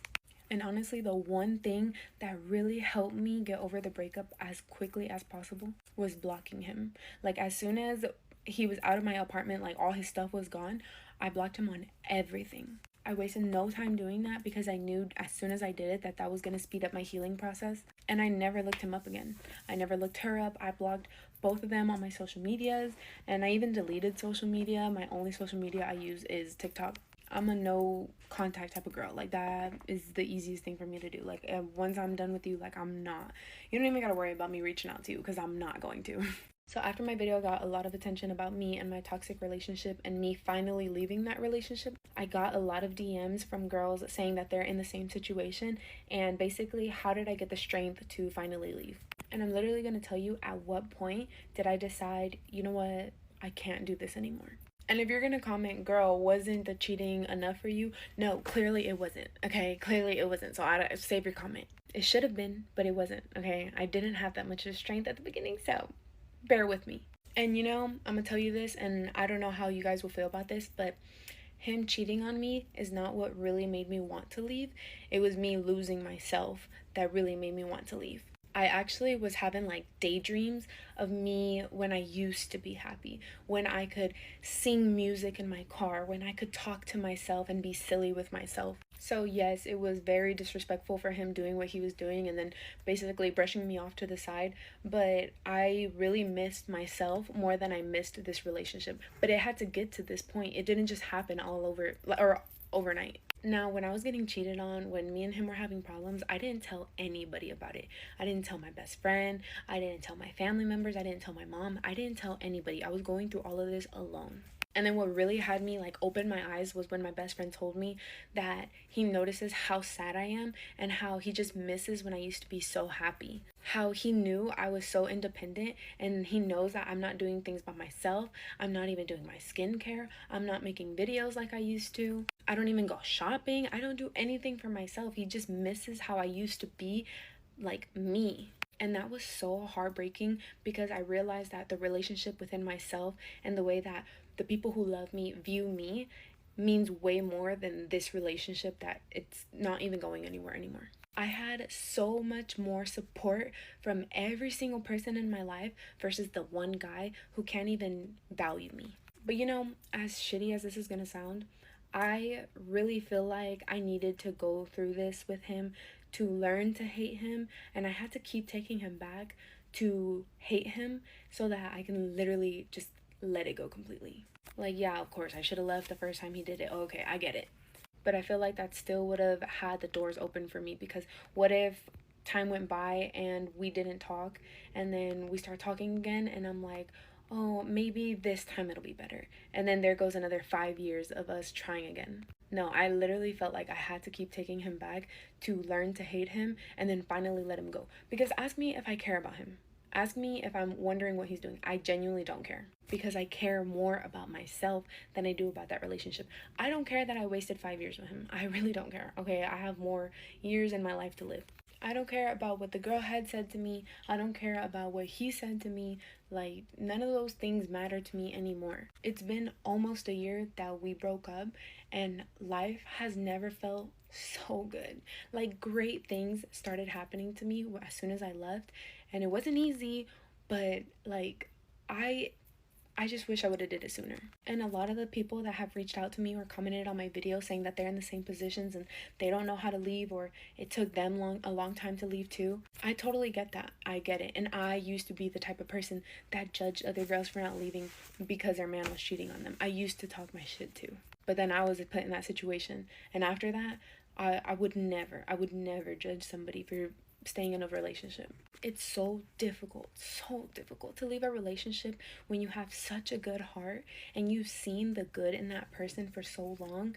It's just so hard to leave. But it's so easy for people to call you stupid, and it's so easy for people to be like, why don't you just leave? Like, he cheated on you, he doesn't care about you. Like, girl, stand up. You truly don't understand unless you get put in that position yourself. And you know what? If it's easy for you to leave when somebody cheats on you, congratulations, because that was not me. It was my first true relationship, okay? Nobody prepared me to be in a relationship for 5 years and then it not work out after 5 years. Like, hello? I just want to give a trigger warning before I do my story time on my dad's mom unaliving my 5-year-old cousin, because it is very traumatizing and very graphic. So in 2002, I was about 10 or 11 years old, and I had no idea really what was what. My dad and my uncle just had us in the mix of everything. We started coming around this lady and her 2 kids. Eventually, she ended up having my baby cousin, who she shared with my uncle. Her daughter and I were some years apart, but we got super close. She was the cutest, like, 3-year-old I've ever seen, and she was so sassy and had so much spunk and attitude. I just ate it all up. Time went by, and for whatever reason, I really don't remember, but I do know that all of the adults, like my dad, her mom, my uncle, like, they were all incarcerated.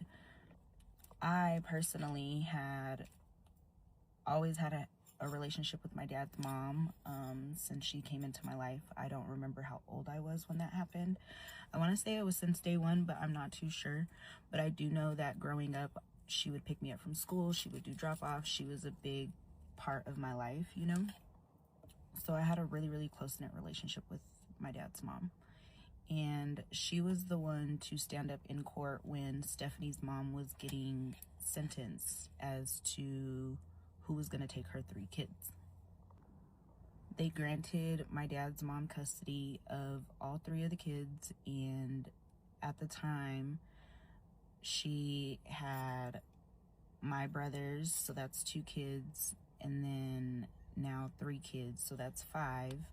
And then she would watch my brother and I, so that's 7. And then she would also watch my cousin Courtney when he would come over. So that was 8 kids that were over there, like, on a regular basis. My grandpa, he was like the manager of the U-Haul, where you can rent cars and stuff from to, like, move, and, like, moving supplies. He always had car trouble. He had this same car for so long, probably, like, since I can remember.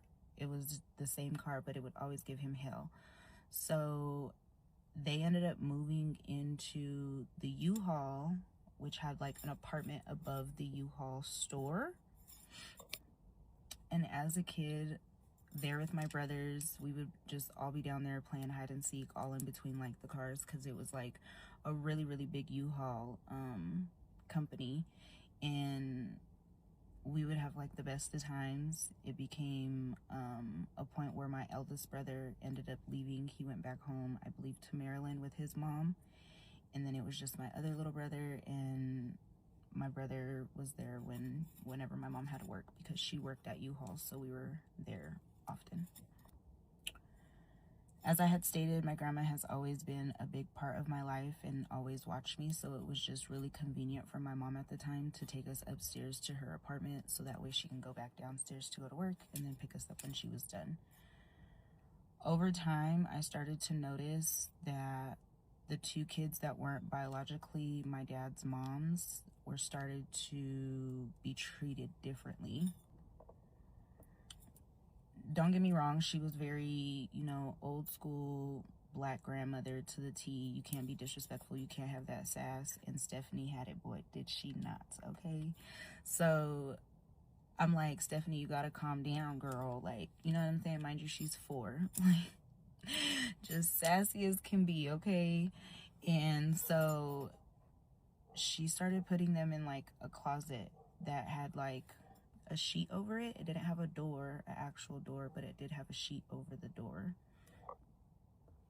It went from just having the sheet over the door and them in the closet to them not being fed, them not given water or anything to drink, or it started to become days at a time that they were just like in the closet. It became so bad that her little brother just stopped talking. Us elder kids knew that we had to like intervene some way, somehow. So anytime Sue, that is her name, would go to like appointment, a grocery store, anything like that, we elder kids like formed a formation line to like one kid looking the lookout, one kid's making a sandwich, one kid's like making sure that she's eating and no crumbs are left behind because she hadn't been fed for so long. It wasn't until I, at 10 or 11, noticed that she was starting to lose weight. Her skin was starting to be discolored, and she just was not her fun, spunky, sassy self anymore. And I told my mom and my auntie. My auntie being my dad's sister, and my mom, they were very close at the time, and they ended up reporting her to CPS, which I felt such a relief, like something was going to be done. I don't know if they still do this when it comes to CPS, but this was in 2002, and they reached out to Sue and let her know that somebody had filed a complaint in regards to the kids and their well-being, and set up a time and a date for them to come check out her house and the kids. So, of course, she had the kids, you know, presentable for the meeting that they set the time and the date for them to come check out the house and the kids and their well-being. And I personally wasn't there, so I guess it just went okay because I never heard anything about it again. The next time that we were over there at her house was for, I believe, Stephanie's birthday, her 5th birthday, and her birthday is November 15th. And I remember all of her mom's side of the family coming over to Sue's, and Sue putting on a whole ass performance for Stephanie's family and making it look like everything was perfectly fine.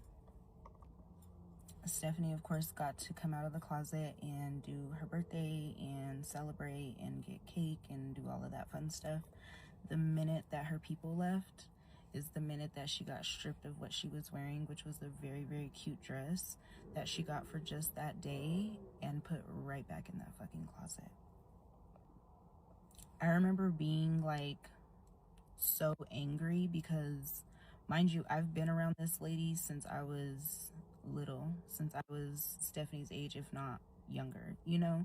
So I'm just really looking at her sideways, like, how are you capable of being this evil ass person? And like, we share the same DNA, you know? Like, it really took me by surprise.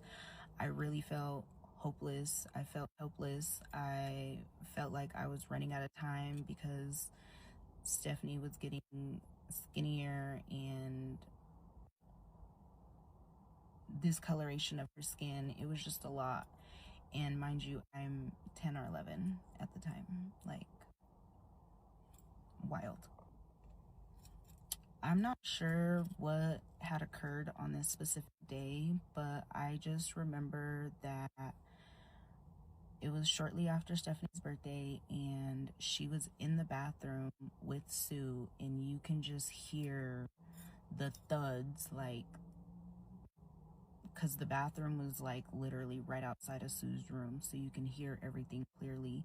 You hear thuds hitting, we didn't know what it was up against at the time, and you can hear a lot of splashing going on. my mom ended up getting off of work, coming to get us while that was like occurring. We didn't go back over there for a few weeks because it ended up being Thanksgiving, my birthday. My mom ended up having off of work, and I want to say it was like maybe the first week of December, if not that very last week of November after Thanksgiving, that we went back because my mom had to go back to work. I'll never forget when Stephanie came out of the bathroom and she had on a fucking diaper and she was walking on her tippy toes. And my mom's words verbatim were, "What the fuck happened to her?" And Sue's response was, "This dumbass put herself in hot ass water." So us elder kids, we ended up just keeping the same routine. The minute Sue would leave, we would get her food, water, anything that we could. Her burns were so bad that her skin was falling off in the diaper that Sue had her in. So she was constantly having to switch it out. And that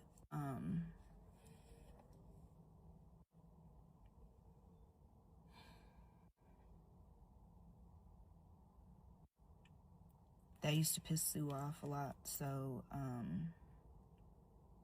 that would cause for Stephanie to be back in trouble.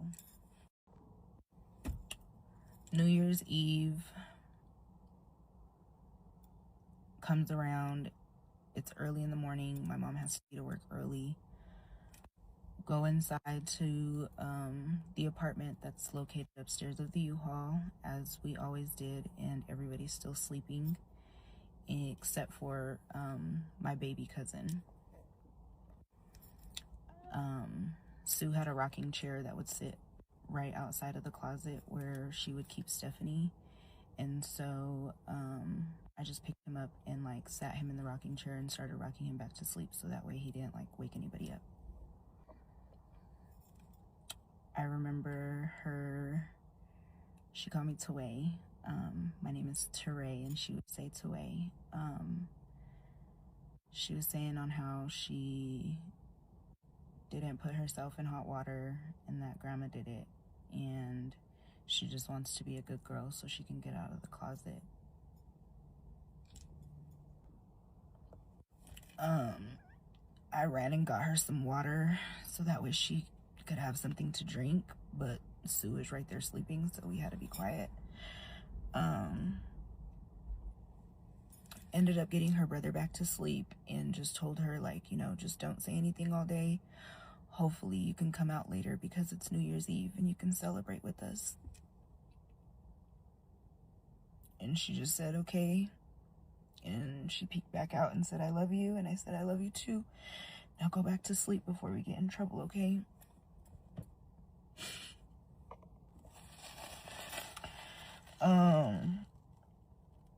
Once Sue woke up, she was acting really weird all day. Her and this woman, I still don't know who this woman was, allegedly had a smortion from my father. Could be true, could not be, don't know, don't care. But she was staying there for whatever reason, and her and Sue were just like going off to the living room, being hella weird, hella secretive, just doing like weird ass activities. Me and my cousin Courtney were the oldest ones there at the time, so like we're peeping it, like they're being hella weird, like something's up, something's off. He's like, have you seen Stephanie? Have you talked to her? I'm like, yeah, I like seen her this morning. I got her some water. She was telling me that, you know, everything that had happened about the water and stuff, and that she didn't burn herself, that grandma did. For whatever reason, this sick individual, Sue, proceeds to have like all of my cousins come over. Like all of my dad's brother's kids were there. She had like my little sister there. It was just too much going on, but yet still acting weird. You know what I mean? Like still acting so very weird the whole time. So we're trying to keep the kids all entertained because we're like in a small ass room and there's just like a lot of kids and a whole lot of stuff going on. Me and my cousin Courtney are still analyzing the situation, and we're trying to like get like, you know, things together for New Year's, because obviously we're at grandma's house, so we're staying there for the countdown.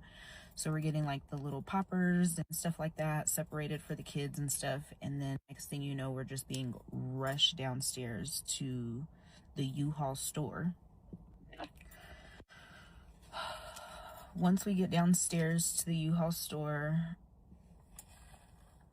my mom, she's like, what's going on? Like, what's happening? I'm like, I don't know. They just rushed us down here.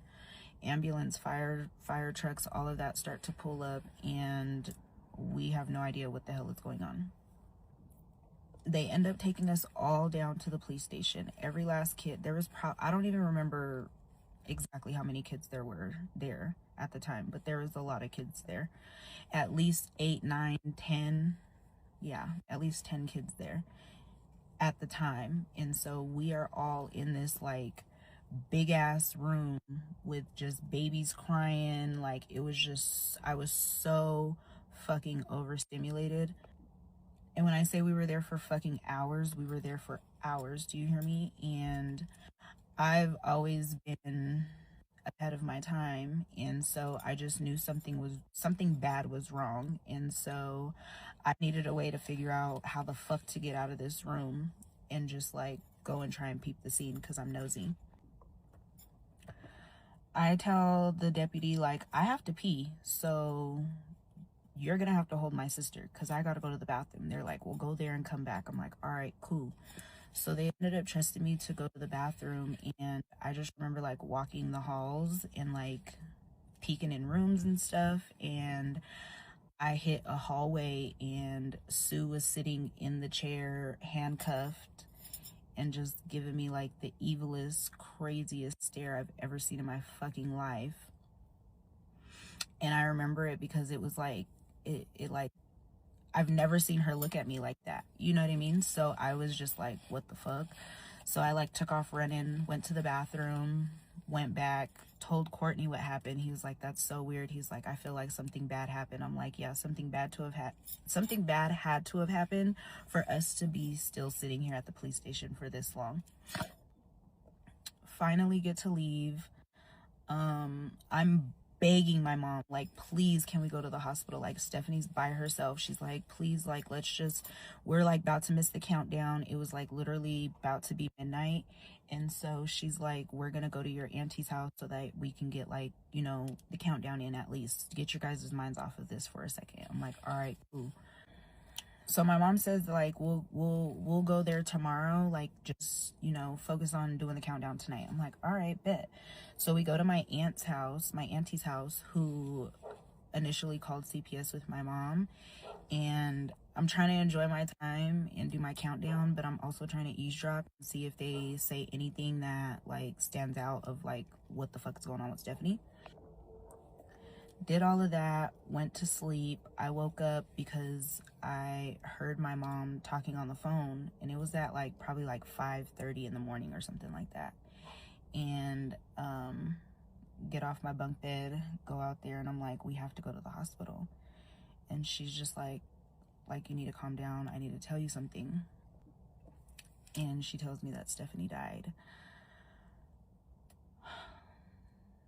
And that Sue was going to be charged with murder. So I am a mess, okay? I am such a mess. We were so close. That was like my little sister. You couldn't tell her shit about me, and you couldn't tell me shit about her. And to know that somebody that has watched me multiple times over the years was capable of hurting a 5-year-old child, like, I just didn't know how to process that as an 11-year-old kid. And I remember being so angry because I felt like I couldn't talk about it, because I don't know if my dad's side of the family was in denial about what the fuck she did, or was ashamed, or didn't want to be reminded. But I've always been the type of person that needed to talk about it for me to feel better about it. And I feel like that's why I've been choking from the inside out because I've been silenced from how that situation was such a traumatic focal point in my life at 10, 11 years old.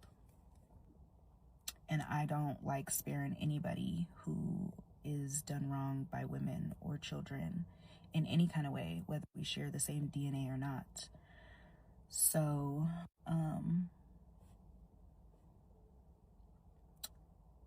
yeah. Her funeral was probably the longest funeral I had to wait for, I think, ever in my life.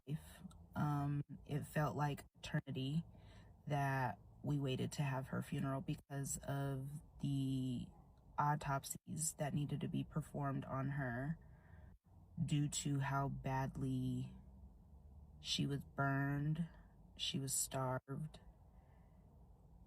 If I'm not mistaken, she had head trauma because the noise that I heard essentially was her head being banged up against the sink in the bathroom.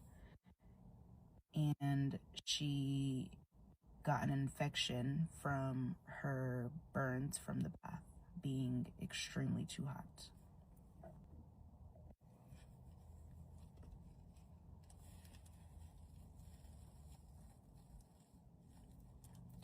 Her funeral is something that I literally like replay often, because it was just literally like some shit out of a movie. Her mom was still incarcerated at the time, so her having to come to her daughter's funeral in an orange jumpsuit, shackled up,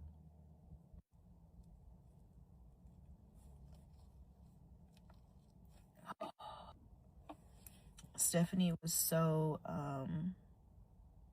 badly beaten. Her body was starting to decompose from all of the autopsies that needed to be done, so you couldn't touch her. So they put like a veil over her casket.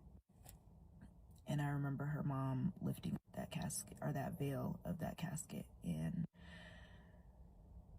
letting out the loudest cry I think I've ever heard in my life. And yeah, went to the cemetery and buried her. And I remember my uncle, who was no longer incarcerated, being at the services and hugging Stephanie's mom, and I passed out. When it came to the trial, she really tried to plead not guilty, and I remember writing her a not so nice letter because her not pleading guilty meant that we had to take it to trial. And with taking it to trial, it meant that us kids that were all a witness would have to go and testify. So I wrote her a letter at 11 years old, letting her know that I think I was probably 12, because it did take a while because it was a lot of things going on. And so I wrote her a letter just expressing to her how I would feel if she made me have to relive that on a stand full of people in front of her, and that I would never forgive her, and that she would be even more dead to me then than she is now. And she ended up pleading guilty. I'm not sure exactly how many years she got. I believe it was like 40 years to life or something like that, if I'm not mistaken. This is all public information. You can look it up. Her name is Sue Williams of Pueblo, Colorado. But I know that when she got in prison, she got what she deserved, which totally agree with that. And when she got elderlier, they were trying to petition for her to come home so that way she could die at home instead of die in prison. And I am happy to say that they allowed her to die in prison. So That made me feel great. I did not go to her services. I did go to her repass for the support of my siblings and my siblings only. I then found out that there was several pictures that were sent to her in prison that she had of me, and I was gouged out in every last one of them. So that sent me into a whole nother spiral of what the fuck. And I am thankful that I have been in therapy and been doing my healing, and I have been sober, and I've been doing the deep rooted work within myself, because at the end of the day, that's all I can fix and change is me. I feel so much lighter just talking about the situation, because I felt like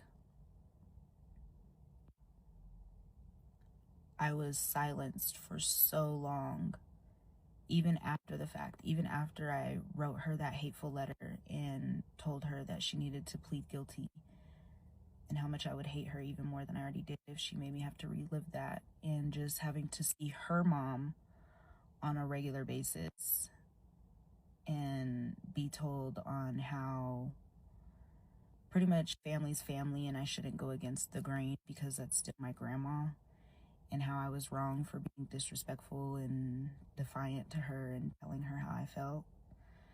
I've always been the child to never give a fuck, and this video may piss a lot of people off, and I don't give a fuck, because at the end of the day, I have daughters, I have a son, and Alani Lee is wholeheartedly Stephanie reincarnated, because that girl acts just like her. And I think that's what motivated me to talk about this situation. Man, some days you wake up and you just have to remind the folks who you are through an outfit. So it's like, hey, I love my BF, but be who you are. Okay, so this is my sexual assault story. If you want background on why I'm posting this, the video below gives everything.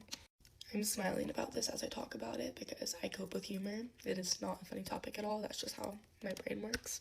So when it happened, the night of, I put everything into my notes app just so I wouldn't forget any detail at all, because if I did one day want to take it to court, I would have everything right here, because I knew that would be like PTSD and it would like block things out. So if you see me reading, that's why. Okay, so this was not that long ago. This was July 16th, 2025, around like 8:30 p.m. I really know the details. I, again, really don't think that this is going to go anywhere, but if at least one person sees this and feels less alone, then it's a win for me. So here's everything that happened today. Feel free to speed it up because I talk pretty slow. So my friend and I biked to his house because I got him food. Wow, I'm such a nice person. Thank you for repaying me that way. He started making out with me, and I was like, let's have my friend come inside. I don't want her outside. So came in. We all hung out for like an hour, completely normal, nothing fucking weird remotely, all just fucking friends. So it was great. And then we planned on hanging out later that night, which was fucking normal because I've hung out with him before. Like, no weird shit has ever happened. And we were getting ready to leave, and we walked outside. And then when my friend was fully out of his garage, he told me to come back inside, and he yelled out to my friend and said that I'm using the bathroom. And I thought he just said that because he fucking wanted to make out with me. I don't know, he was weird. So, came back inside like an idiot. I will always regret that. I will always fucking regret that, but can't think that way. He closed the door, and then he started making out with me. And he pulled my pants down, and I said, name, not right now. He kept making out with me, and I said, not right now, it's fine, I'll see you later. Like, just trying to find a fucking way to get out. And I remember that he pushed me onto my back, and I sat up. I said, no, not right now. Later's fine, later's fine. I just kept saying later, because maybe if he knew that he would be able to do that later, then I would be able to get out of it right now, and I wouldn't have to see him later. And he just kept saying, no, you're already here, so we could do fucking both. And he told me to get on my back again. I said, no. And he said, but you were already on your back. Bitch, you just pushed me on my back, the fuck? And then he started making out with me again, and then he got on top of me. I'm pretty good size. I'm, like 5'8". This guy is like 6'3", 6'1", I don't fucking know. A bigger fucking guy who works out, who plays sports, like, no match for me. And then, so he got on top of me. I felt suffocated. And I was still briefly saying, name, not right now. Like, just do it later. I wrote down I didn't actually want to do it later. I just thought maybe if he thought that I'd do it later, then he would stop now, and I just want to see him again. See? He pulled his pants down, and then this is graphic, so if you think this is weird, please scroll. He shoved his fingers in me and sort of spread me. I'm a virgin. This shit's tight. And then he shoved it inside. That's sort of the point I just gave up. It's like, this is the best way to describe it. There's fight and there's flight that is always talked about. And there's freeze that no one's talked really, like, about. I froze. I didn't know what the fuck to do. Like, what do you mean this is happening to me right now? I just was like a mannequin. I was like a fucking sex toy. And during this whole time, I just kept saying, no, stop, no, stop. And it was just lost to his ears. Like, anything I said didn't mean anything. It probably went around for like 5 minutes. It was really rough and harsh. I just remember the pain. It hurt so fucking badly. And I just given up and accepted it. Finally, it was hurting so bad that I was like, name, just please stop. Like, I remember my voice. I was like, name, just please stop. Like, please stop. And he finally got off me. I'm gonna cry. I'm not gonna cry though. He pulled up his pants and he smiled at me and he said, you better put your clothes on fast. You just raped a girl. Why the fuck are you smiling at her? And he took my fucking clothes off me. Fuck that. And then he opened the door to go get my friend. My legs felt wet. Graphic. I looked down and blood is just streaming down them and leaking on my rug. I called him inside the room and he got mad. Great. He told me to pull my pants on and get out. And then he yelled to my friend saying that I was taking a long time in my bathroom and that I bled everywhere, making it seem like I got my period. Good fucking alibi. Like, I want to go tell my best friend. So I got back to my friend's house and I took a shower and I was still bleeding afterwards and I continued to bleed for the rest of the night. That is not normal. If you get a tear from sex, you should not be bleeding for 12 fucking hours. I don't even know how long. It happened at 8:30. I stopped bleeding around 1 p.m. the next day. That is not normal. That is I don't fucking know because I'm not a doctor. I was too scared to go to the doctor. That is not normal. That is fucking cruel. So, I kept this down as notes. My clothes have blood stains on them. His carpet should have my blood on it if he didn't actually wash it out. And his camera caught me walking. This is just stuff that if I were ever to tell the cops, I'll get into that another time. After I got back, I snapped him a photo. I'm going to show the photo. It is very graphic. If you don't want to see, then skip ahead. Those were my legs. And I sent him that, and he just had a normal face back. Not a fucking, are you okay? I'm sorry. Nothing. I blocked him.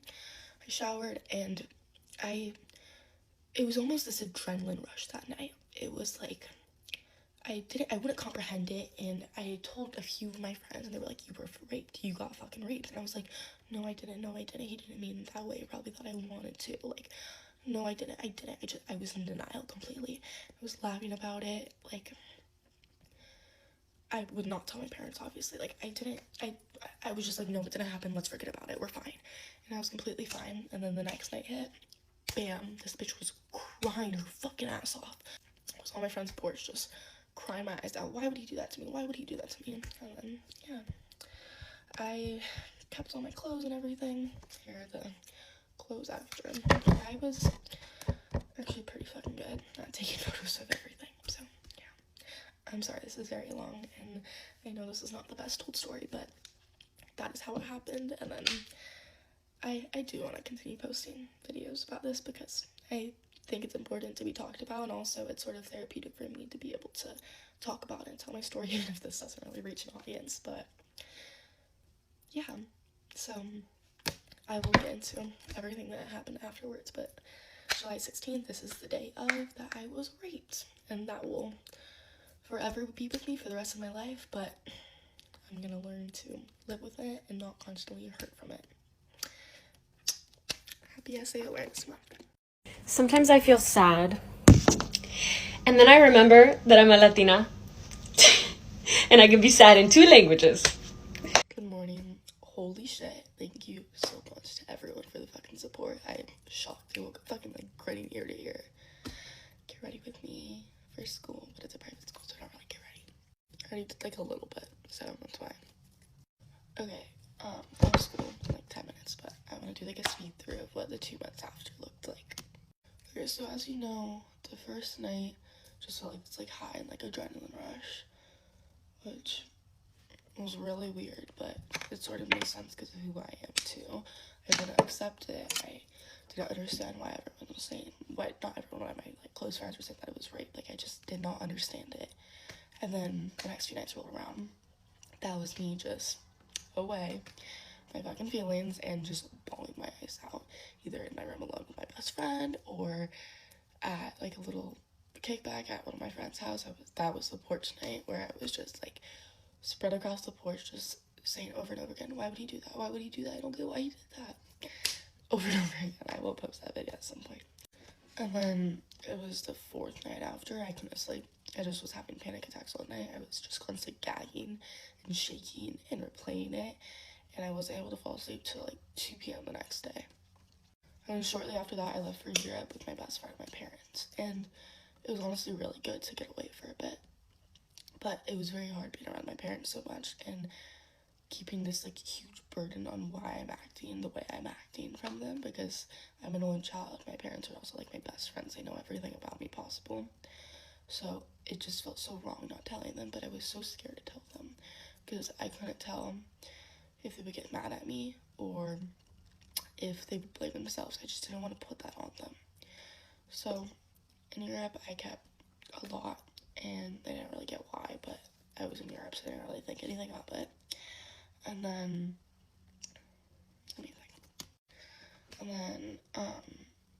I just kept thinking about it, and I just kept replaying it, and I never cried when I was there, but it was just constantly in my head, like, why would that happen to me? Like, I don't get it, like, why would that happen? I left out a very important part, hold on. My grandmother is so great. I actually really love her. I'm really close with her. I tell her everything, and I knew that I could go to her. So the day before I left, I told her what happened, just straight out told her in a very casual manner, and she was crying and everything. And this is what stuck with me. She said, I always thought that this would happen to you. Bitch, what? So that just one comment made me think, okay, so this is something with me and not him, and it's not his fault, and it's my fault because something is wrong with me. I will forever not understand why she said that. The last night in Europe, I got to London, and I just had a complete breakdown. I was hyperventilating in the hotel lobby, and my best friend was comforting me. We called my other friends, and like I finally calmed down, but my parents wouldn't understand why. And I mean, like, this was harder than like I've ever fucking cried. Like, I could not get myself to stop. And I was just like, it's just because of this guy, And they got mad at me, and they were like, you're on a trip, and you're fucking boy crazy, and blah, blah, blah. And I understand, like, why they would say that.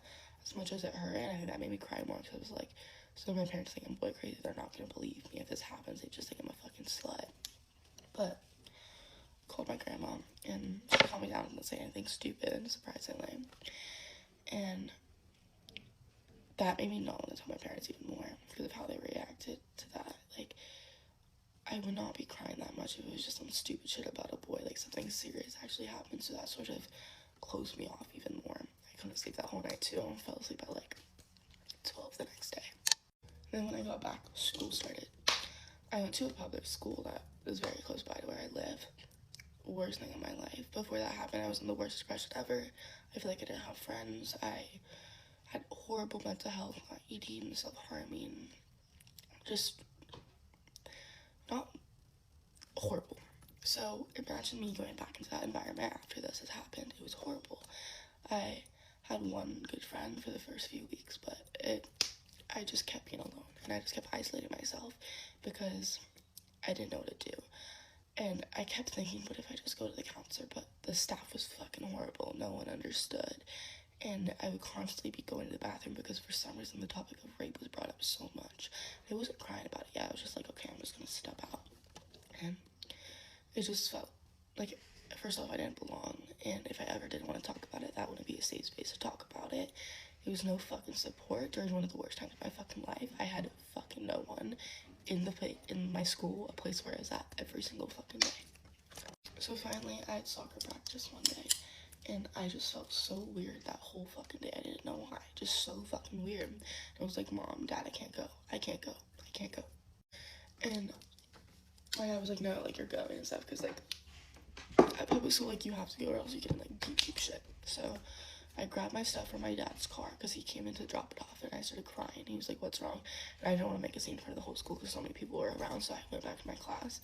And in my class, I just started, like, hyperventilating and just started crying. I ran to the bathroom. I was like, Mom, you need to come get me. I promise I will tell you what's going on if you come get me.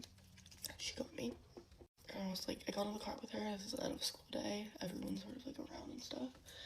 And people saw, like, through the car window. I was like, Mom, something happened. And I don't want you to get mad, and I don't want you to react in a bad way.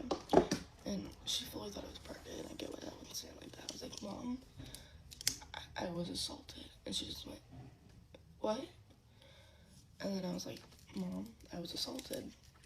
She's like, my nickname is Mouse. Mouse, you were raped. And then she grabbed my, like, hip, and then, like, my thigh, and this was like, and, like, she just, like, started fucking crying, and then I was crying, and I was so scared that I was going to be in trouble for some reason, but I was not, of course. And I showed her everything when I got home, but it was, like, obviously not actually manic, but it was almost like I was manic when I got back home, because she kept being like, we're taking this to the police. I was like, no, and I was threatening to cut up all the clothes, evidence that I had with scissors and everything possible. Oh, I showed her the letter that I wrote her, hoping that she would find it if she, like, snooped through my room, which she never found and stuff. It was this whole thing. My dad cried. I've never seen my dad cry before. It was a really hard fucking day. Like, that is the day out of everything out, besides the actual day, that will stand with me the most out of this whole thing. It felt like my whole life turned around, and I didn't know what to do. I was crying so fucking much, just begging him, please still let me go out. That was the main thing. Please still let me go out. Please don't keep me sheltered now. This is not your guys' fault. There was no way to stop it. And surprisingly, they were a lot fucking more just calm than I think. I actually ended up getting a lot more freedom after this happened, surprisingly. But I felt so bad. I'm an only child, and they felt like they couldn't protect their little girl. And I felt part of that guilt on me, because, like, I couldn't protect myself for them to, like, not feel like that. I will get into what happened later on the days following that I told my parents, but that was everything up until I told my parents what happened.